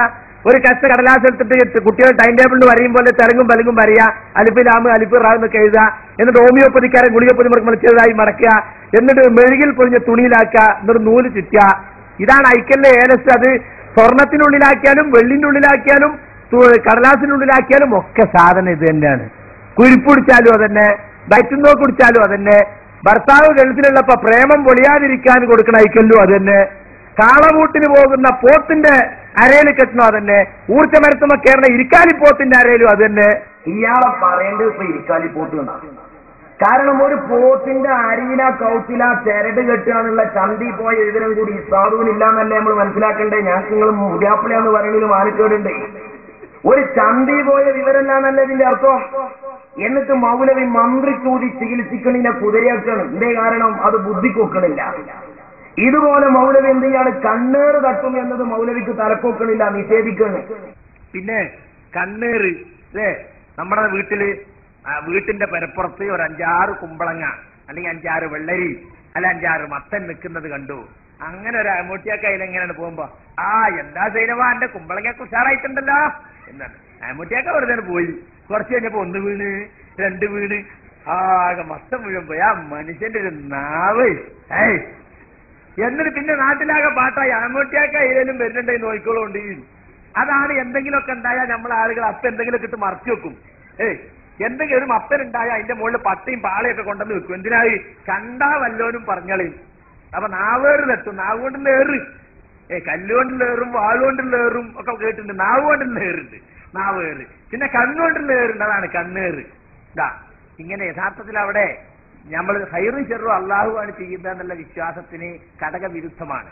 കാര്യകാരണ ബന്ധങ്ങൾക്ക് അതീതമായിട്ട് നന്മയും തിന്മയും വരുത്താൻ പടച്ചവനെ കൊണ്ട് മാത്രമേ സാധിക്കുകയുള്ളൂ. ഒരാളൊന്ന് നോക്കിയത് കൊണ്ടോ ഒരാളൊന്ന് എന്തെങ്കിലും പറഞ്ഞത് കൊണ്ടോ നമ്മുടെ സാധനത്തിന് ഒരു ദോഷം വരില്ല. അപ്പൊ കണ്ണേറ് തട്ടും എന്ന് പറഞ്ഞാൽ അത് വിശ്വസിച്ചാൽ വിശ്വാസത്തിന് പുറത്താണ്. കാരണം കണ്ണോണ്ട് എങ്ങനെ എറിയാന്ന് മൗലവിന്റെ ബുദ്ധിക്ക് ഫിറ്റാവുന്നില്ല. അങ്ങനെ ബുദ്ധിയെ ഇമാമാക്കി ഖുർആൻ തെരഞ്ഞെടുപ്പുണ്ടായ യുക്തിവാദങ്ങളാണ്. ഇതുപോലെ മൗലവിക്ക് സിഹിർ എങ്ങനെയാ പഠിക്കാന്ന് മനസ്സിലാകുന്നില്ല. കാരണം സലാസിന്റെ എഴുതി കൊടുത്ത് ചീട്ടയിട്ട് ഇങ്ങനെ പ്രസംഗിക്കാൻ നടക്കുകയാണ്. അല്ലാതെ എന്ത് പ്രമാണം വരെ കയ്യില്. അതിന്റെ അടിസ്ഥാനത്തിൽ ഇനി സിഹിറിനെ നിഷേധിക്കുകയാണ്. ബുദ്ധി കൊണ്ട് ഒക്കണില്ല. അപ്പൊ മാരണം ചെയ്തു എന്ന വിശ്വാസം ഒരാളെ കുറിച്ച് നമുക്കുണ്ടായാൽ അത് നമ്മൾ തിരുത്തണം. അങ്ങനെ ഒരാളെ കുറിച്ച് നമ്മൾ വിശ്വസിക്കാൻ പാടില്ല. തൗഹീദ് അനുസരിച്ച് ഇപ്പൊ ചില ആളുകൾക്ക് സംശയം അത് ഫലിക്കോ ഫലിക്കൂലേ ചർച്ച ചെയ്യുന്നതിനാ. നമ്മളെ സംബന്ധിച്ചിടത്തോളം ഫലിക്കൂലാന്നല്ലേ നമ്മളെ വിശ്വാസം. സിഹിർ ഫലിക്കൂലെന്നാ മൂപ്പര് പറയും. കാരണം ബുദ്ധിക്കൊക്കണില്ല. പക്ഷെ കുറച്ചിങ്ങനെ കഴിഞ്ഞപ്പോ മൗലവിക്ക് ചില ബോധോദയം ഉണ്ടായി. അങ്ങനെ ബോധോദയം ഉണ്ടാകാൻ കാരണം എന്താന്ന് ഞാൻ പറഞ്ഞുതരാം. അതിനുശേഷം മൗലവി പറഞ്ഞു, ബുദ്ധി കൊണ്ട് മതം തരാൻ നിന്നാലേ അള്ളാന്റെ മതം കിട്ടൂല. ഹജ്ജിന് പോണ ആള് ബുദ്ധി അയച്ച് ഹജ്ജ് ചെയ്യാൻ പോയാൽ ജിദ്ദിയിൽ ബുദ്ധി വെച്ച് പോണ്ടി വരും. മനുഷ്യബുദ്ധിയുടെ പരിമിതി ഖുർആനും ഹദീസും നമുക്ക് മനസ്സിലാക്കി തന്നിട്ടുണ്ട്. നമ്മുടെ പഞ്ചേന്ദ്രിയങ്ങൾക്ക് പരിമിതി ഉള്ളതുപോലെ നമ്മുടെ ബുദ്ധിക്കും പരിമിതിയുണ്ട്. ഒരു കാര്യം നന്മയാണോ തിന്മയാണോ എന്ന് തീരുമാനിക്കാൻ മനുഷ്യബുദ്ധിക്ക് അല്ലാഹു വിട്ടു തന്നിട്ടില്ല. ഒരു കാര്യം നന്മയാണെന്നോ തിന്മയാണെന്നോ തീരുമാനിക്കാൻ മനുഷ്യബുദ്ധിക്ക് പ്രാപ്തിയില്ല. സുഹൃത്തുക്കളെ, ഒരാൾ ബുദ്ധിക്കനുസരിച്ച് നോക്കാൻ ഈ പരിശുദ്ധ ഖുർആനിക്ക് ഒരു ബുദ്ധിക്കെതിരായിട്ട് പറയാൻ കാരണമാവില്ലേ? ഒരുപാട് മുൻകെട്ടുകൾ അത് ബുദ്ധി കൊണ്ട് സ്ഥാപിക്കാൻ കഴിയും. നമുക്ക് വേണ്ട ഈമാൻകാരികളെ നിങ്ങൾ നോക്കി അതൊക്കെ പരീക്ഷശാലി തെളിയിച്ചാലേ ഞാൻ വിശ്വസിക്കുന്നു പറഞ്ഞാൽ അതന്നെ യുക്തിവാദം എന്ന് പറയുന്നത്. ഓക്കെ, ഒന്നും നമ്മുടെ ബുദ്ധിക്കനുസരിച്ചല്ല. അപ്പൊ അവിടെ ബുദ്ധിക്കൊരു സ്ഥാനമില്ല. ഹജ്ജിന് പോകണം, ബുദ്ധി വിദ്യ വെച്ച് കൊണ്ടിരും. മൗലവി അന്നൊക്കെ ഹജ്ജിന് പോയത് എവിടെയാ വെച്ചുകൊണ്ട് പോയത്? മുമ്പ് മൗലവി ഹജ്ജിന് പോയെന്ന ഏത് പട്ടിയിലാ ബുദ്ധി വെച്ചില്ലേ മൗലവി? മറുപടി ഒന്ന് പറയുകളെ. ഇതുണ്ടാകാൻ കാരണം അപ്പൊ എന്താ സംഭവം എന്നാ, നിങ്ങൾ അബ്ദുസലാം സുല്ലമി ഇങ്ങനെ ചീട്ട് കൊടുക്കും. അത് വന്ന് ഇങ്ങനെ കോഴിക്കുഞ്ഞിന് കൽക്കുഞ്ഞിനെ കിട്ടിയ മാതിരി ആ ചീട്ടയിട്ട് ഇങ്ങനെ പോകല. അല്ലെങ്കിൽ തത്ത ചീട്ടെടുക്കണ മാതിരി മാസം യോഗം കൂടി സുല്ലമി പറഞ്ഞിരുന്ന യുക്തിവാദം ഇങ്ങനെ കൊണ്ടിറക്കല. അപ്പൊ മൗലവി ഇപ്പൊ പറയണു, ഈ സുല്ലമി ഞങ്ങളെ പറഞ്ഞു പറ്റിച്ചത് അള്ള പുറത്തേക്കാൻ ആരിച്ചു മൗലവിക്ക്.